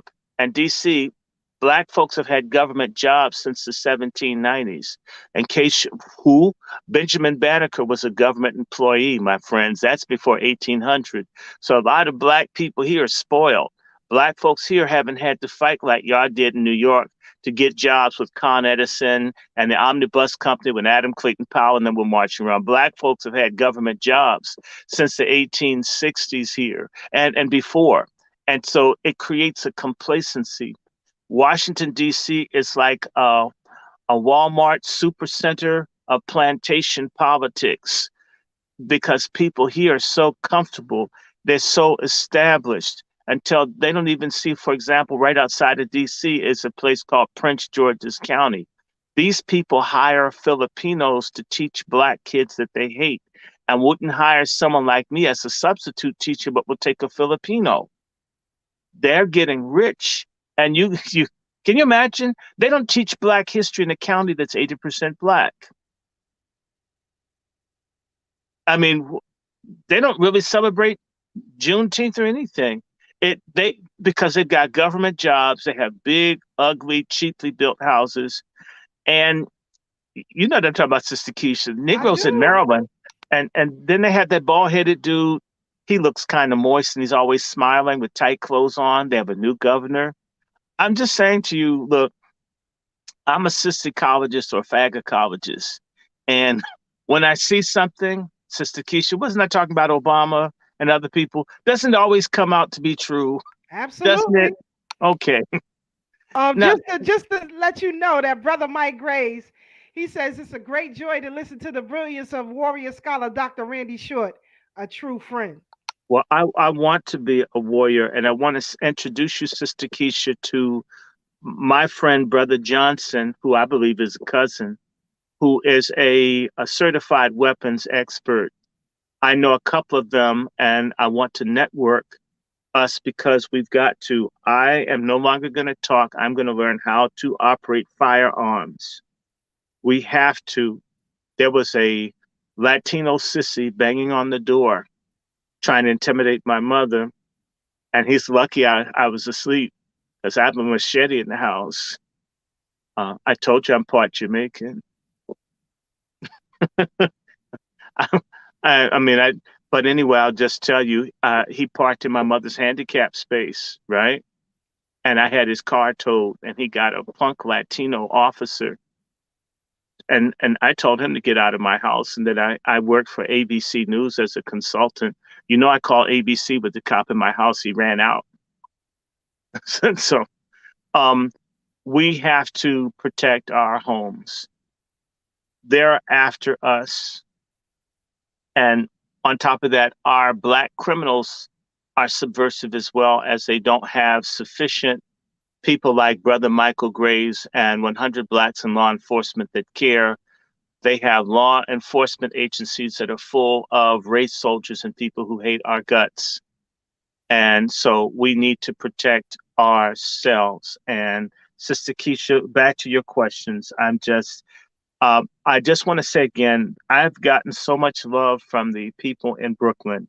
When I was floating with quite nowhere to take with little brilliance the Lord blessed me with, I didn't start speaking until I was almost 5 years old. Everybody thought I was retarded until I started talking.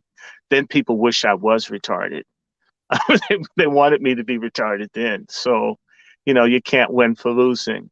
But our wonderful people, Attorney Maddox, in particular, Sister Viola Maddox, Sister Keisha and Sister Maddox were very instrumental in give me a forum where I could meet and talk to other people. And I miss Viola Maddox, Sister Me Keisha. as well. I Me as just, well. let's change something. I'm gonna start crying. I miss her very much. So now, you have various cities coming up with these proposals. Hmm. Some of them are insulting. However, you have those, as you mentioned, in the clergy and in politics who are speaking against it. You have Hmm. those who were not born here who are speaking against it. That's right. What is it that you think we could do to help silence those voices? I'm glad you asked, Sister. In Cuba, they have community groups called La Comités para la Defensa de la Revolución, committees for the defense of the revolution. We need to have committees for the defense of reparations. And we need to make a new word for MF, anti-reparationists, or to make it short for Negroes that don't like lots of syllables, anti-rep. If you're an anti-rep, you're an enemy of the people, or a rep. And so that becomes a new slur word. Ooh, you're a rep coon. A lot of people, if we had committees of people who are organized to hunt down, to obscure, to hound, to insult, as Black Power did to coons in the day. Some of you that are old, washed up, ossified, although I'm still fertile, you couldn't do certain coonish things back in 1970. You really couldn't. 51 years ago, coming this July, Sammy Davis hugged Richard Nixon from behind. It looked like he was trying to tailgate Richard Nixon. And Sammy Davis had been loved in the Black community until he hugged Richard Nixon. And literally people smashed, burnt his records. Sammy Davis got death threats. Sammy Davis, I think Black people rejecting him for hugging on Richard Nixon did more to kill him than the cancer he got, because people were afraid to play, Black DJs were afraid to play Sammy Davis records. People were afraid. Sammy Davis couldn't do anything for Black people for years because he hugged on Richard Nixon, who had started this war on drugs, who had been having the Black Panthers murdered. People like Assata Shakur were persecuted, what he was doing to the people, the Black activists in New York and across the country, the COINTELPRO with Nixon. Sammy Davis he was so Black, I think he stopped dating white women after folks turned him out for hugging on Nixon. And Sammy Davis had a history of doing good for Black folks, at least some of the time. But he messed up one time, and that was it. We used to do this. We must return to it. Somewhere in the about 50 years ago, about the same amount of time, the attitude was, let's just support everybody Black. If they Black uncritically, whatever it is, they're okay. Whatever they're doing, that's a Black person in office. That's a Black teacher. That's a Black. And so we went to a point of just your skin color, not your character, not your content, not your commitment, not your fight, not your struggle, but just color enough would get you by. We must depart from being melanin bigots. Melanin is a beautiful thing if it's in service of us, but if melanin is not in service of us, it's just as toxic as a person with melanin deficient skin. I don't care what you look like. I care who you're fighting for. If you don't fight for me and you look like me, you're an enemy. We must become bigots against anti-reparationists. I don't want to breathe the same air as a person that does not support reparations. I don't want to sit next to you on the bus. I don't want to go to church with you. I don't want to have sex with you. If you're anti-reparations, I don't like you. I don't claim you as family. You're not my friend. I don't know you. If we all got on code that if you dare speak out against reparations, that you tore on your ass with Black people, this would change. You know what? All Jews don't support Germany paying money to Israel. All Jews don't support money going to Israel. But let a Jew get a conscience and not like how Palestinians are being treated in the occupied territories, and let them go to public and see how AIPAC and other people jump down on that person. You would have thought that they were Adolf Hitler's lover, French kissing him as folks had the gas on. Because you can't go against the collective of your people in certain communities. We're the only people who allow this stuff. Like Letitia James, what is that stud doing there? Or my mayor here, they are making a reparations program here to defraud Black people. We just learned this today. As soon as I have the legislation, and I want to give a shout out to Sister Sean, who's a cousin of mine, because a lot of us are related. That's the other thing we need to work on with delineation, is coming together. Those Maroons, that film I was in with Tariq Nasheed, talking about Maroons. I had Maroons on both sides of my family. I'm a descendant of Seminole Indians, and I'm a descendant of people from the Great Dismal Swamp. And in the same extended family of Nat Turner, who was trying to get to the Dismal Swamp. Just saying. I don't know how the relationship goes, but I know that Nat Turner has descendants with the last name Moore. I have relatives with the last name Moore, and this goes all the way back. And these Moors, they got moved down to Mississippi and Louisiana. Strangely, in the early 1830s, the names had changed.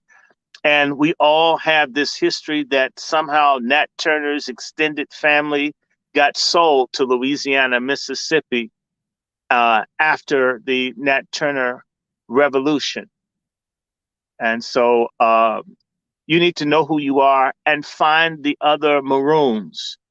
And don't worry, like the Great Dismal Swamp, New York is a moral, ethical swamp, but you can find your Maroons in Brooklyn, on Staten Island, in Southside Chicago. Get with them and form committees that are for reparations.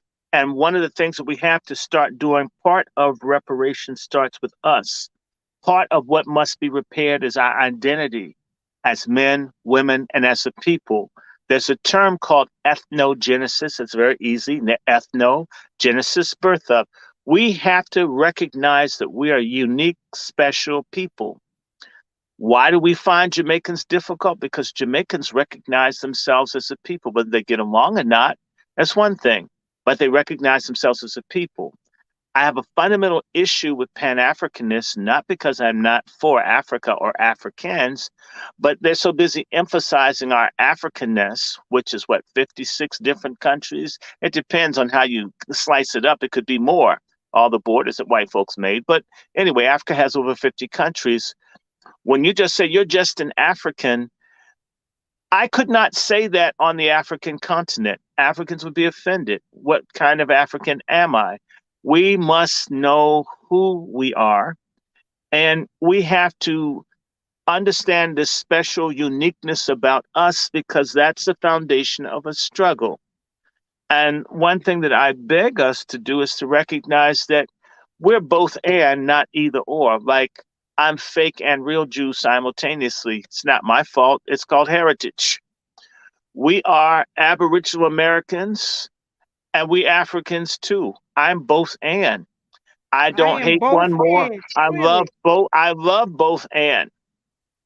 I know the African better than the Aboriginal, so I've been more interested in Africa than I have been in this indigenous American thing. Although I see my mother every day and she looks like she could be a papoose riding a TP trail somewhere. But right, my grandfather, these people, they look like they're Malaysian, Chinese. You know, they used to, my grandfather married very dark because he got tired of being asked whether he white or Chinese. So he married someone very dark. So his kids would come out dark. A lot of people in my family that were, were color struck. It did happen. Certain people who didn't like being in between married and said, we're going to take the black thing. They don't even talk about this Indian thing. They saw the Indian thing as divisive. They saw the struggle and it says, we're black. We're gonna be with black people. That's the easiest game in town. So, but if you ask me about being not away, right? If you ask me about being Piscataway or Pamunkey or Powhatan, I can say that, but these are little teeny tiny groups. And you're dealing with a big, vicious white gorilla. So you can break off these little teeny tiny tribes, and they love that because they can take you out more easily. They got into the black thing in part, not just because of Dr. Plecker, but you want a big enough team of people to fight against the forces arrayed against you. What was Crazy Horse and Sitting Bull for the Mongoloid Indians doing? They're trying to get all the Mongoloid Indians out west to be one big tribe because they couldn't take on the racist white folks as a little teeny tiny groups, right? And the Constitution, the what's this thing called? The Articles of Confederation, where white folks of all types came together as one white people to deal with the Indians, to deal with the British, to deal with the Spanish, to deal with the French. They needed to consolidate into some kind of organic unit. Tecumseh of the Shawnee people, right? He was trying to get all the different Indians to come together to fight against the incursions of white people. You know And what? When you so that mentioned hold it. So that's ethnogenesis. They're trying to get people to come together. We must decide, and being a people is a choice. What you call French people are relatively recent invention. German people are relatively recent invention. Belgian people are a relatively recent invention. Italian people are a recent invention. I mean, French are Aquitanian, they're Alsatian, they're Galician, right? This French thing came about when they realized they could get paid enslaving and brutalizing us. They were able to come together and create a unified French language and culture. We have to make a decision that we're going to survive. Right now, what we've been doing is committing mass suicide by not deciding to be a people. Go ahead, Sister Keisha. I want to get that thought out. one of the things that I learned, I had interviewed my aunts a couple of months ago on my indigenous side of the family. And what I was told was that early on, they were forced to be recognized as Black. Mhm. They couldn't talk about whatever tribes they came from. That's right. Or face persecution. So anyway, I want y'all to keep that in the back of the mind of why they did some of the things that they did. As you said, they were forced to do it. So I can't wait to see my uncle on Sunday so I can get the rest of the Mhm. story. And Sister Keisha, they used to beat us in school. I got beaten several times by the teachers for mentioning that I was part Indian. That you have to understand that. Uh, I don't know if it's still. I think the law could still be on the books that blacks you could go to jail for a year for claiming Indian ancestry. It just lock you up, put you away. So, like the case Loving v. Virginia, the woman who's supposedly a Black woman married to a white man is Right. she's what we say is Black Indian, but Indian married. Basically, for unity, people wouldn't say what they actually were. And part of what we have to do, which is what the French and the Germans all came up with an idea of how to create an identity that could appeal to the greatest mass of people and make a unit out of it. And you didn't have to be identical, but you could be similar enough to be a coherent group. This is what we have to begin to do, is recognize that we are a people. It is a choice to be a people, just like choosing to marry someone or choosing to be friends. A lot of Black people are undecided. The masses of our people are undecided, and it's not completely their fault. We have what I call coon feudalism. There are rogue, degenerate people like Jesse Jackass and the Curious George-looking lawyer Crump, the one that always settles but never wins. I mean, can he win a trial? I'm I'm just curious. Has he Inquiring even minds been in want a to know. courtroom?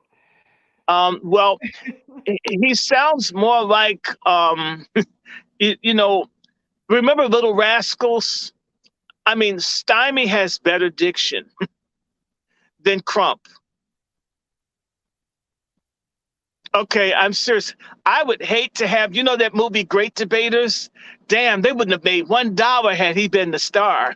I mean, you wouldn't have even gotten through, you wouldn't have even been able to get to the trailers. I mean, I would have just thrown the popcorn and walked out. I'm just telling you,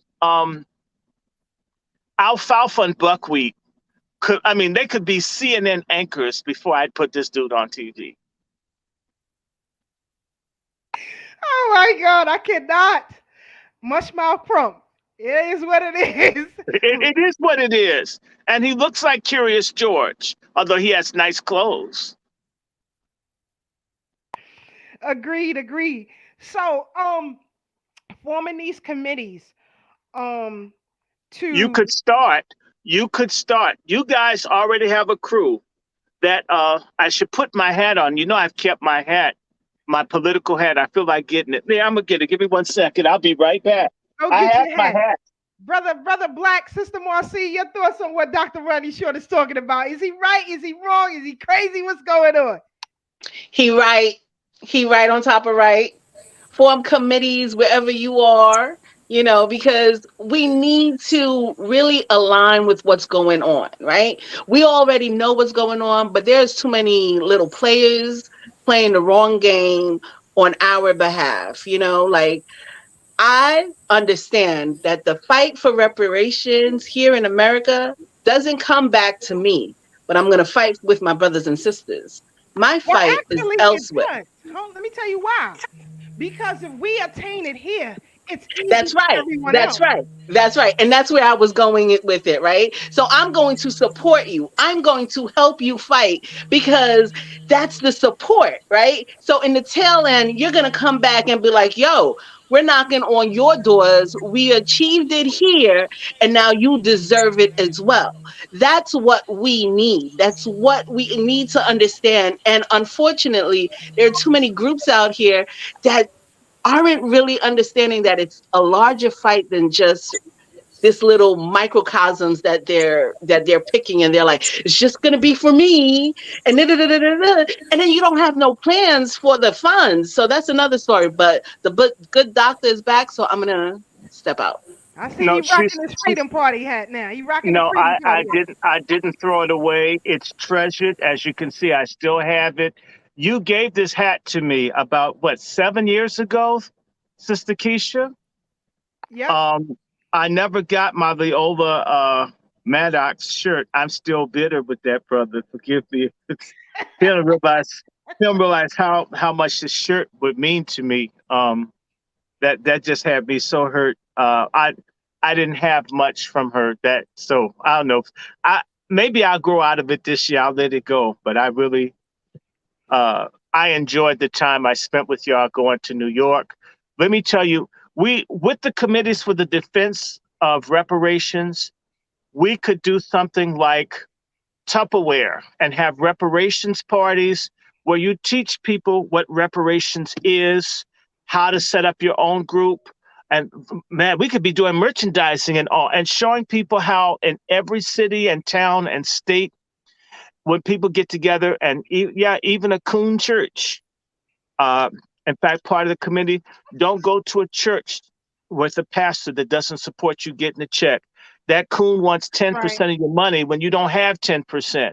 And he'll definitely want 10% of it once you got reparations, but wouldn't help you get it. I mean, forgive me. This is why I'm a Sabbatarian. I fellowship with my fellowship on Saturday. People, in fact, that's something else people can do is quit. There's a thing called the National Congress of Black Churches.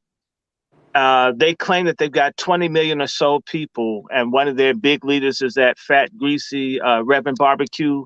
The big fat preacher that needs a whole midsection of the plane seat. Reverend Barber, I call him Reverend Barbecue. The big, he got like man titties. He's got like Z cup things. I don't know. His woman probably suck him on. Huh? I call him Mr. Pepto Bismol. No, he's more Mr. Metamucil. He'd need to eat it out. Okay. So these people in the National Congress of Black Churches, they're all up under the Democratic Party. That's all the major Black denominations with the exception of the Church of God in Christ. And my dad used to say the church that was in Christ. These major organizations, Black people need to walk out. COVID did a great job. It did a lot to knock down a lot of coon pastors that didn't really want to serve God or the people anyway. We need to make reparations the second knockout punch to traitor religious people. This is one of the big problems that we have. If you were seeing this picture, the video the other day of Henrietta Hippo, aka Sheila Jackson Lee.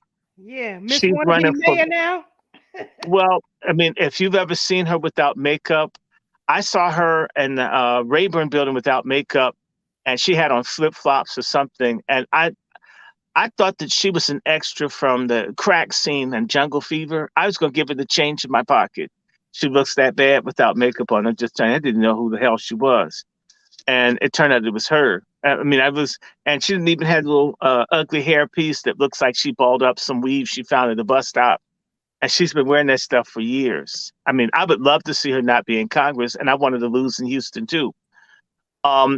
She's an anti-reparationist, and she's a Jamaican. You know, 100. I'm gonna just call it like it is. You can be from the Caribbean and stand for Black rights. If Stokely Carmichael can do it, Sheila Jackson Lee has no excuse. And the other, I'm just gonna call it like it is. And so we need to church boycott. That's what we could do with these committees, is teach people which businesses to boycott.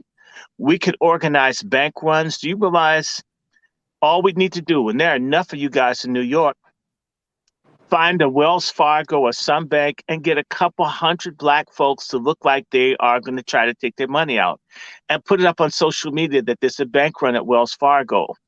And the people taking their money out because these people don't support reparations. Do you know that would fuck up their stocks? They would have a problem. We should be trying to destroy systems that are destroying us.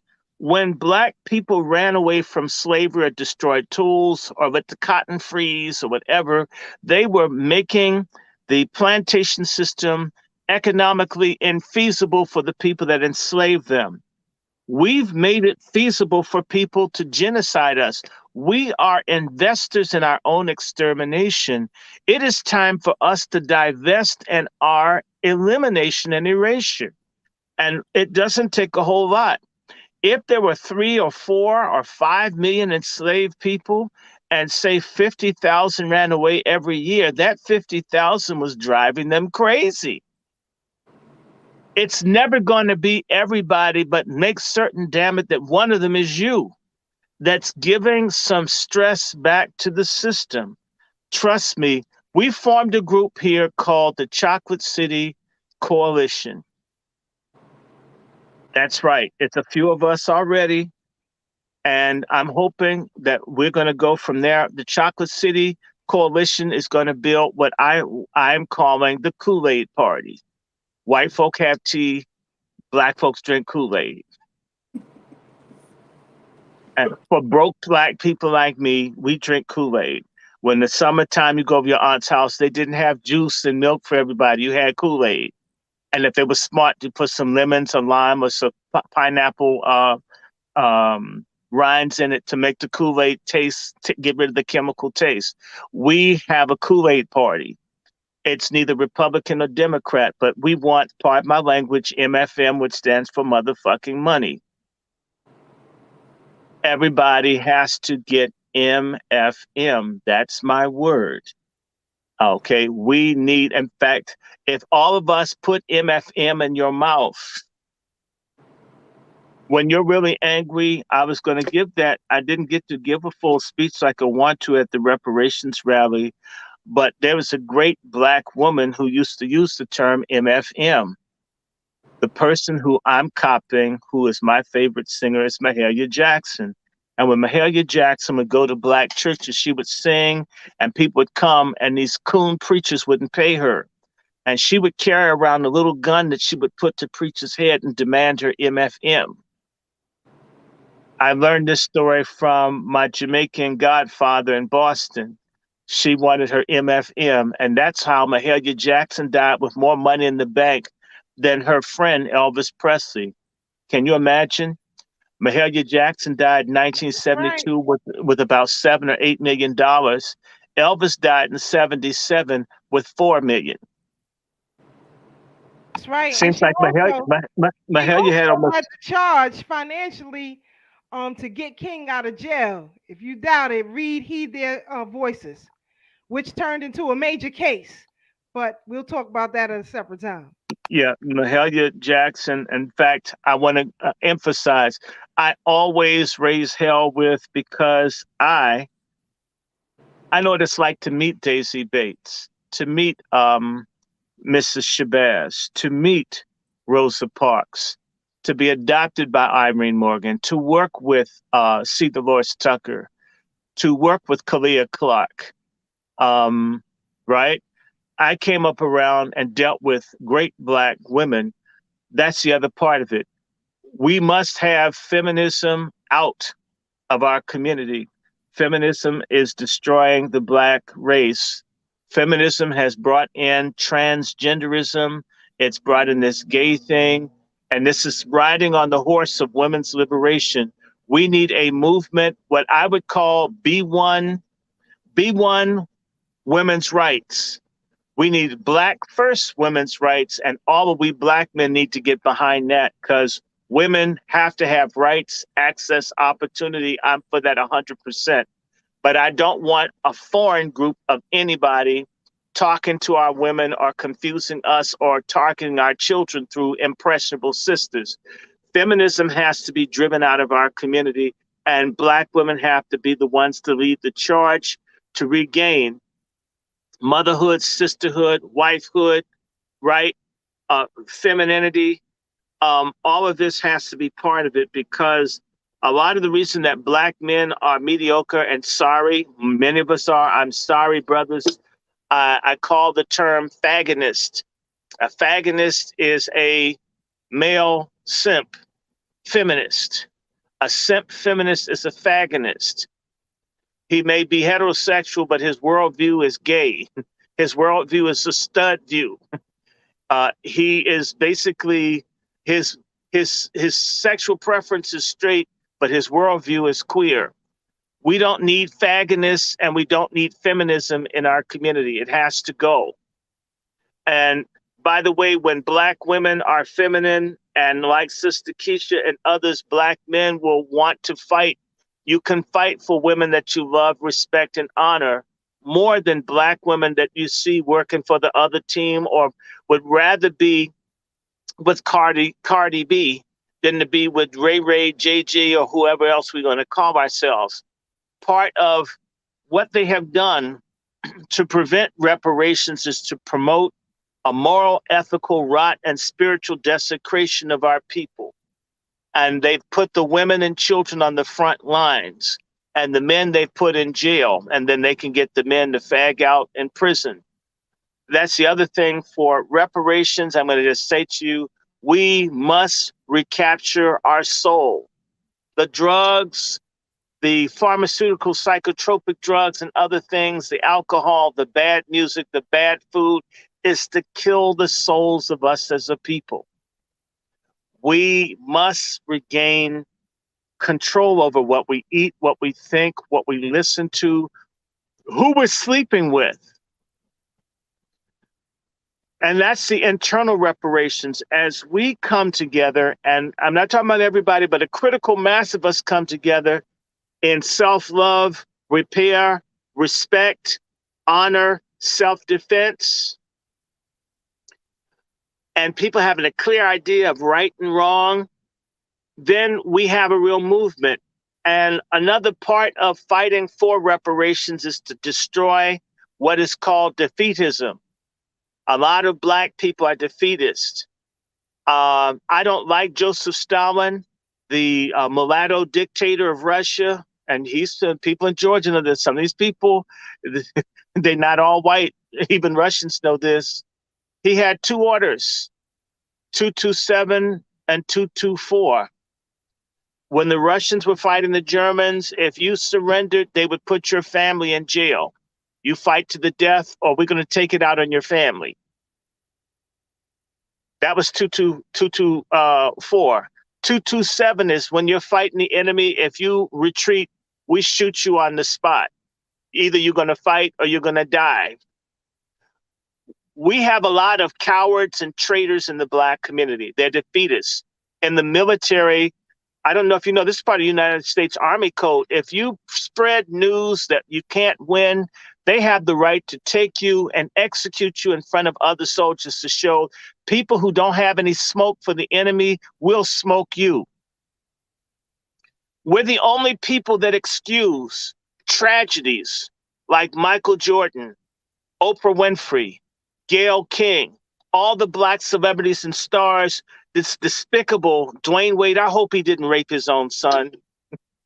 These kinds of people, Gabriel Union, and that girl with the I don't know, depressed titty syndrome, Grinder, who plays basketball and beats women. These people who say that we have to sell out, or we have to go gay, or we have to be people of color or intersectional, or we can't get reparations, we have to target and punish them the same way our people did Sammy Davis.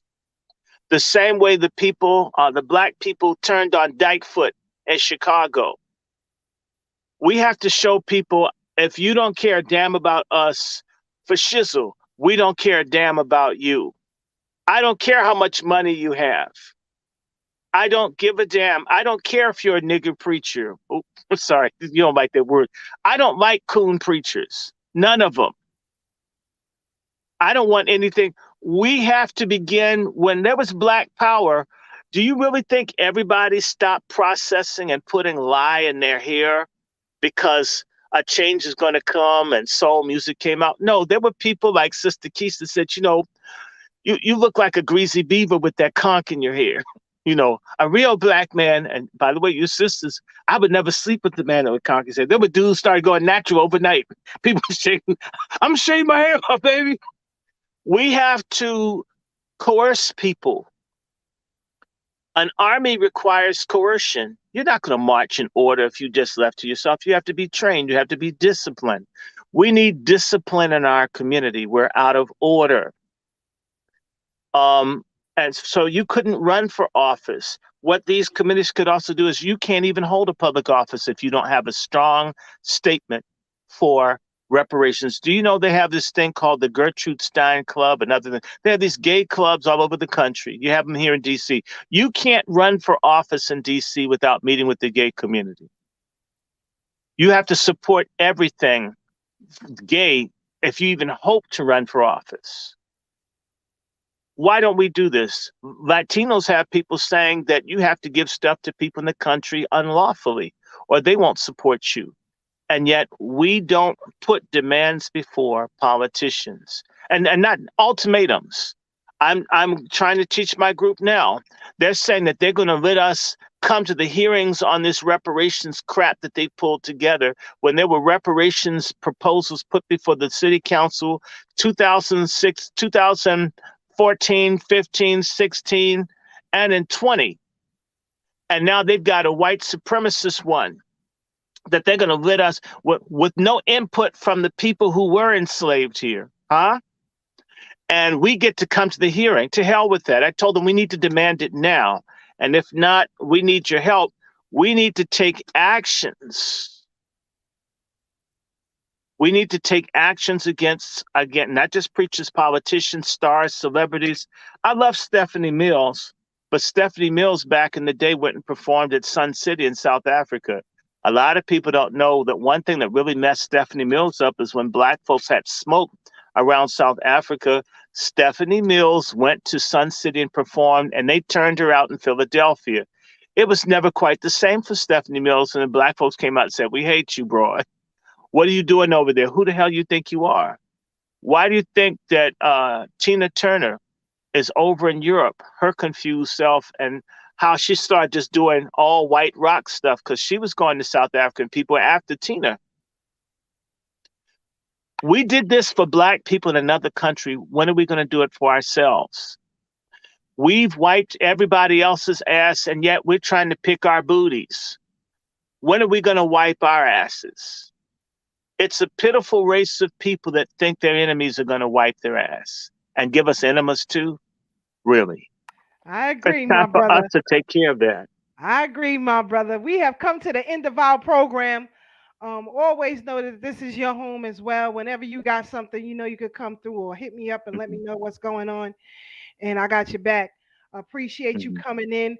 For those who want to, please contribute to Dr. Randy Short on Cash App, $ Dr. Randy Short, or on PayPal, wrandyshort@gmail.com. That is wrandyshort@gmail.com. The book links, the social media links, please follow him. Please stay in touch. Are in the bio, in the bio, in the bio, in the bio. Share, like, and subscribe. Share, like, and subscribe. So I thank my brother. We lost him. I don't know what happened, but he's gone. We'll have him black again. at another time. But as we close out, he mentioned Kwame Ture. Sister Keisha, she quick with the trigger. I'll pull something up quick. Listen to what the great Kwame Ture told us to do. Stay focused. We have now some 7,000 elected officials. Matter of fact, Africans in America have more elected officials than any other ethnic group in the country. And yet we have no power at all. So all of these changes have been... But how would you define no power then? I'm coming to show you no power. The fact that the conditions of life of the masses of our people are worse today in Los Angeles than they were in 1965 show that we have no power. We have a lot of visibility. Jesse Jackson seen all over television, he has no power at all.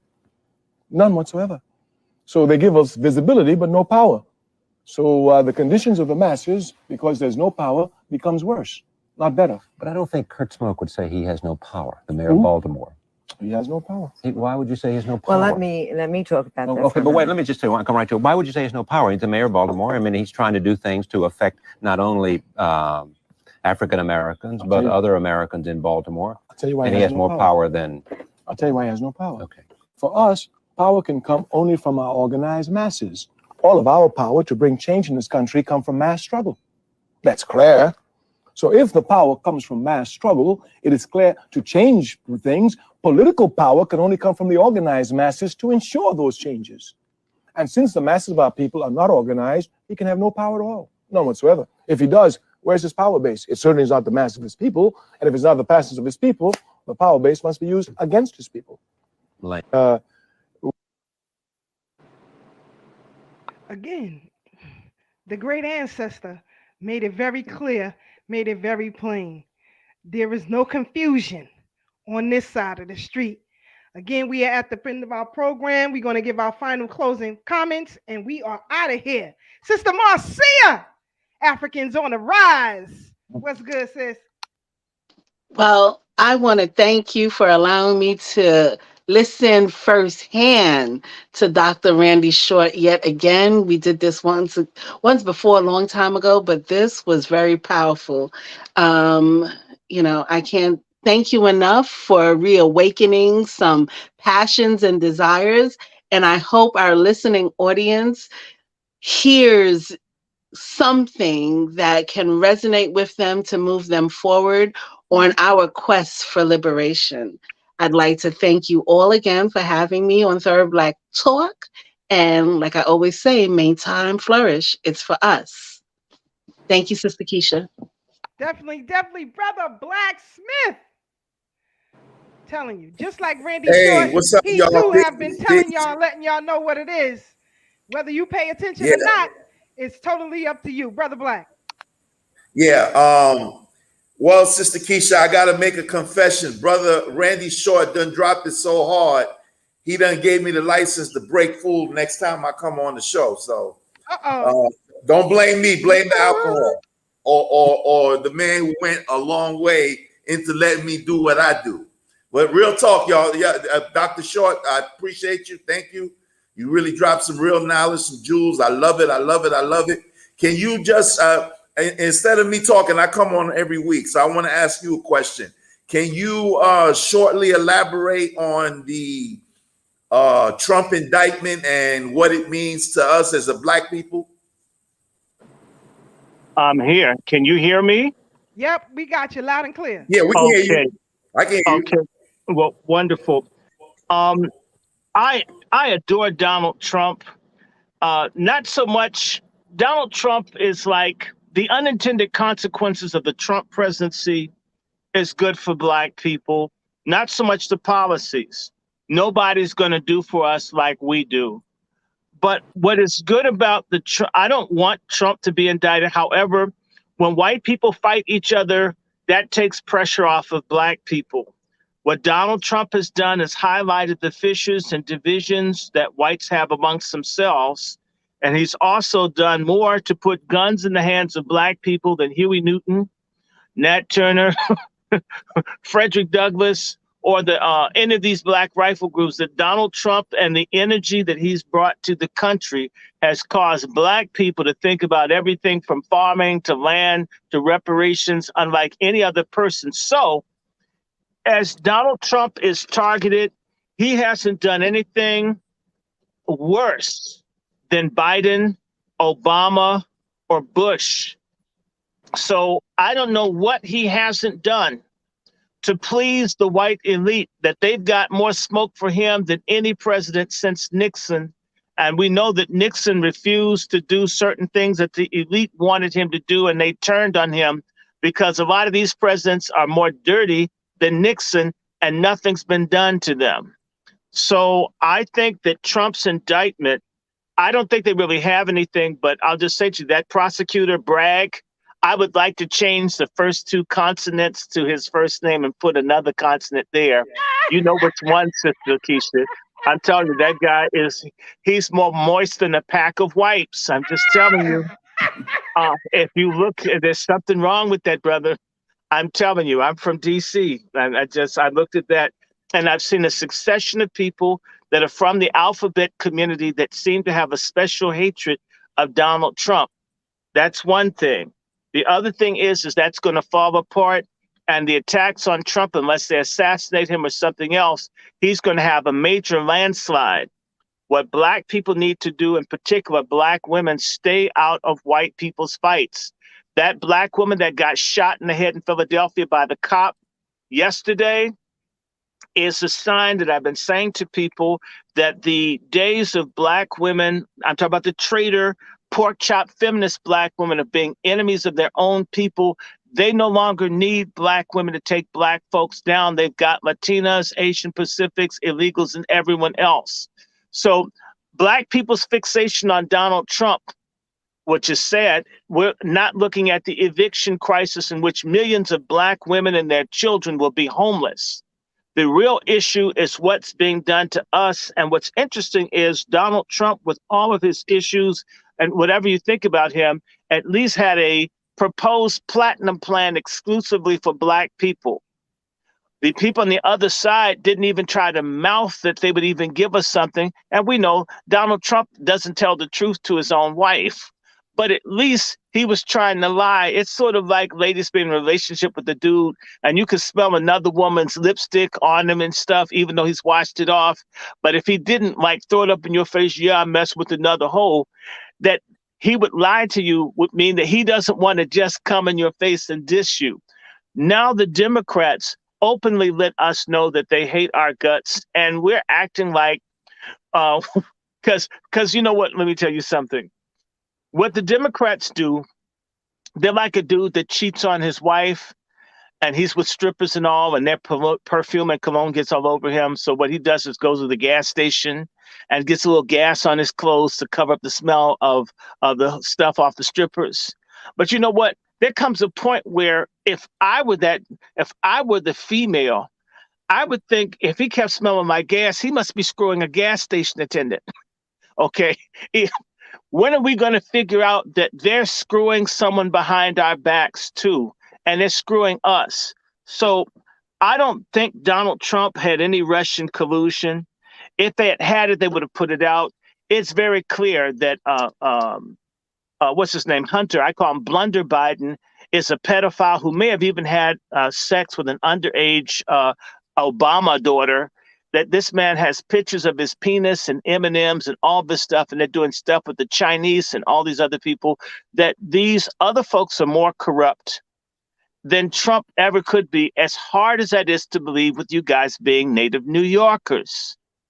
However, there's greater slime than Trump.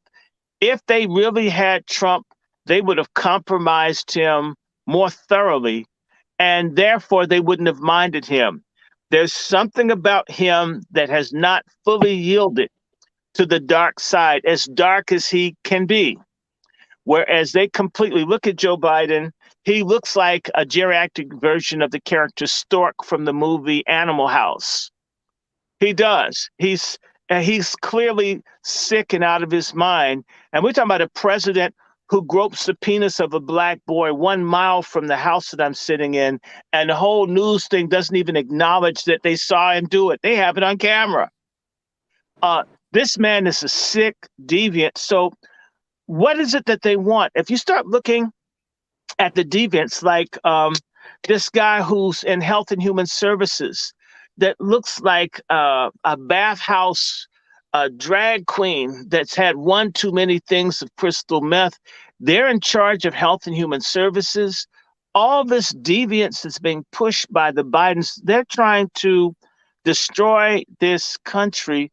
And it seems as if Donald Trump, this grifter, billionaire, whatever, he's created a populistic fire among white people that they can't contain.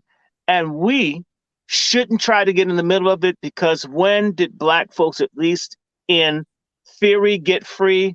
When white people were fighting each other.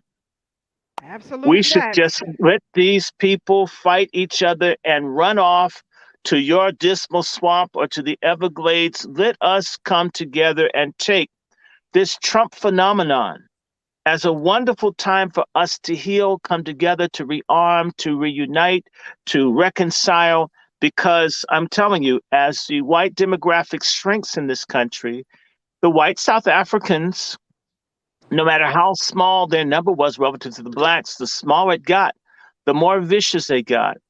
The whites are more desperate about white power now than they were 30 years ago. We better let them fight each other and thank the Lord that they're beating on each other instead of us. So if Miss Letitia James, aka Chairman Mao NYC, or the Incredible Hulk in blackface, if she's brought us this break with this horrible miscarriage of judgment and this pay toilet sex queen looking prosecutor who's moist as far as I can see. I mean, he just seems, he reminds me of, what's that boy? Boy Jealous, so Ben Jealous. He's that kind of black elite Greek letter, I don't know, metrosexual ambiance type black professional male. I mean, and he's kind of big too. Now, neither one of you sisters will want anything that big and sweaty on top of you. So, you know, and he looks like his feet have been in the air more than Michael Jordan. I'm So dead. That's I'm it. just saying That's to you it. that let's enjoy people who hate us fighting each other. It's a break. We should thank God for it. Definitely, definitely. Brother Tad. I hope I answered your question. You did, brother. You did. Brother Tad, my brother tired, working hard. Emma, I just want to say thank you, Dr. Short. It's always a pleasure to have you on. Anytime Dr. Short come on, you just got to break out your notepad. I'm glad he cleared up so many topics that we cover throughout the years, even from our lineage of African ancestry coupled with our indigenous ancestry, you know, unveiling the sisters who have been selling us out. That's why I'm thankful for sisters like you, Sister Keisha, Sister Marcia. Shame. You know, and keep them crazy feminists back. And to our audience who's always tuned in and hold us down. So I'm not going to be long. I'm not going to belabor the point. I want to thank y'all for tuning in. Y'all stay up, stay blessed, and stay true. And remember, no matter how hard things may seem right now, it's always better days ahead. Sister Keisha. Yes, indeed. Follow Sister Marcia on Instagram, Africans on the Rise. You can follow Dr. Randy Short on Instagram, Twitter, Facebook, and on YouTube whenever they let them. Please contribute to the fight and the cause. Dr. Randy Short, Cash App, and wrandyshort@gmail.com for PayPal. You can follow Flavius Jones on Facebook. Listen to Brother Black. Everything he said, now they reporting on it. So with that, I bid you all a good night. Continue the rest of your week black strong, and always remember, it goes down here every week, every Thursday on the Brooklyn Bridge. Thorough Black Talk Worldview is where it's at. Good night, family. We out. Hey.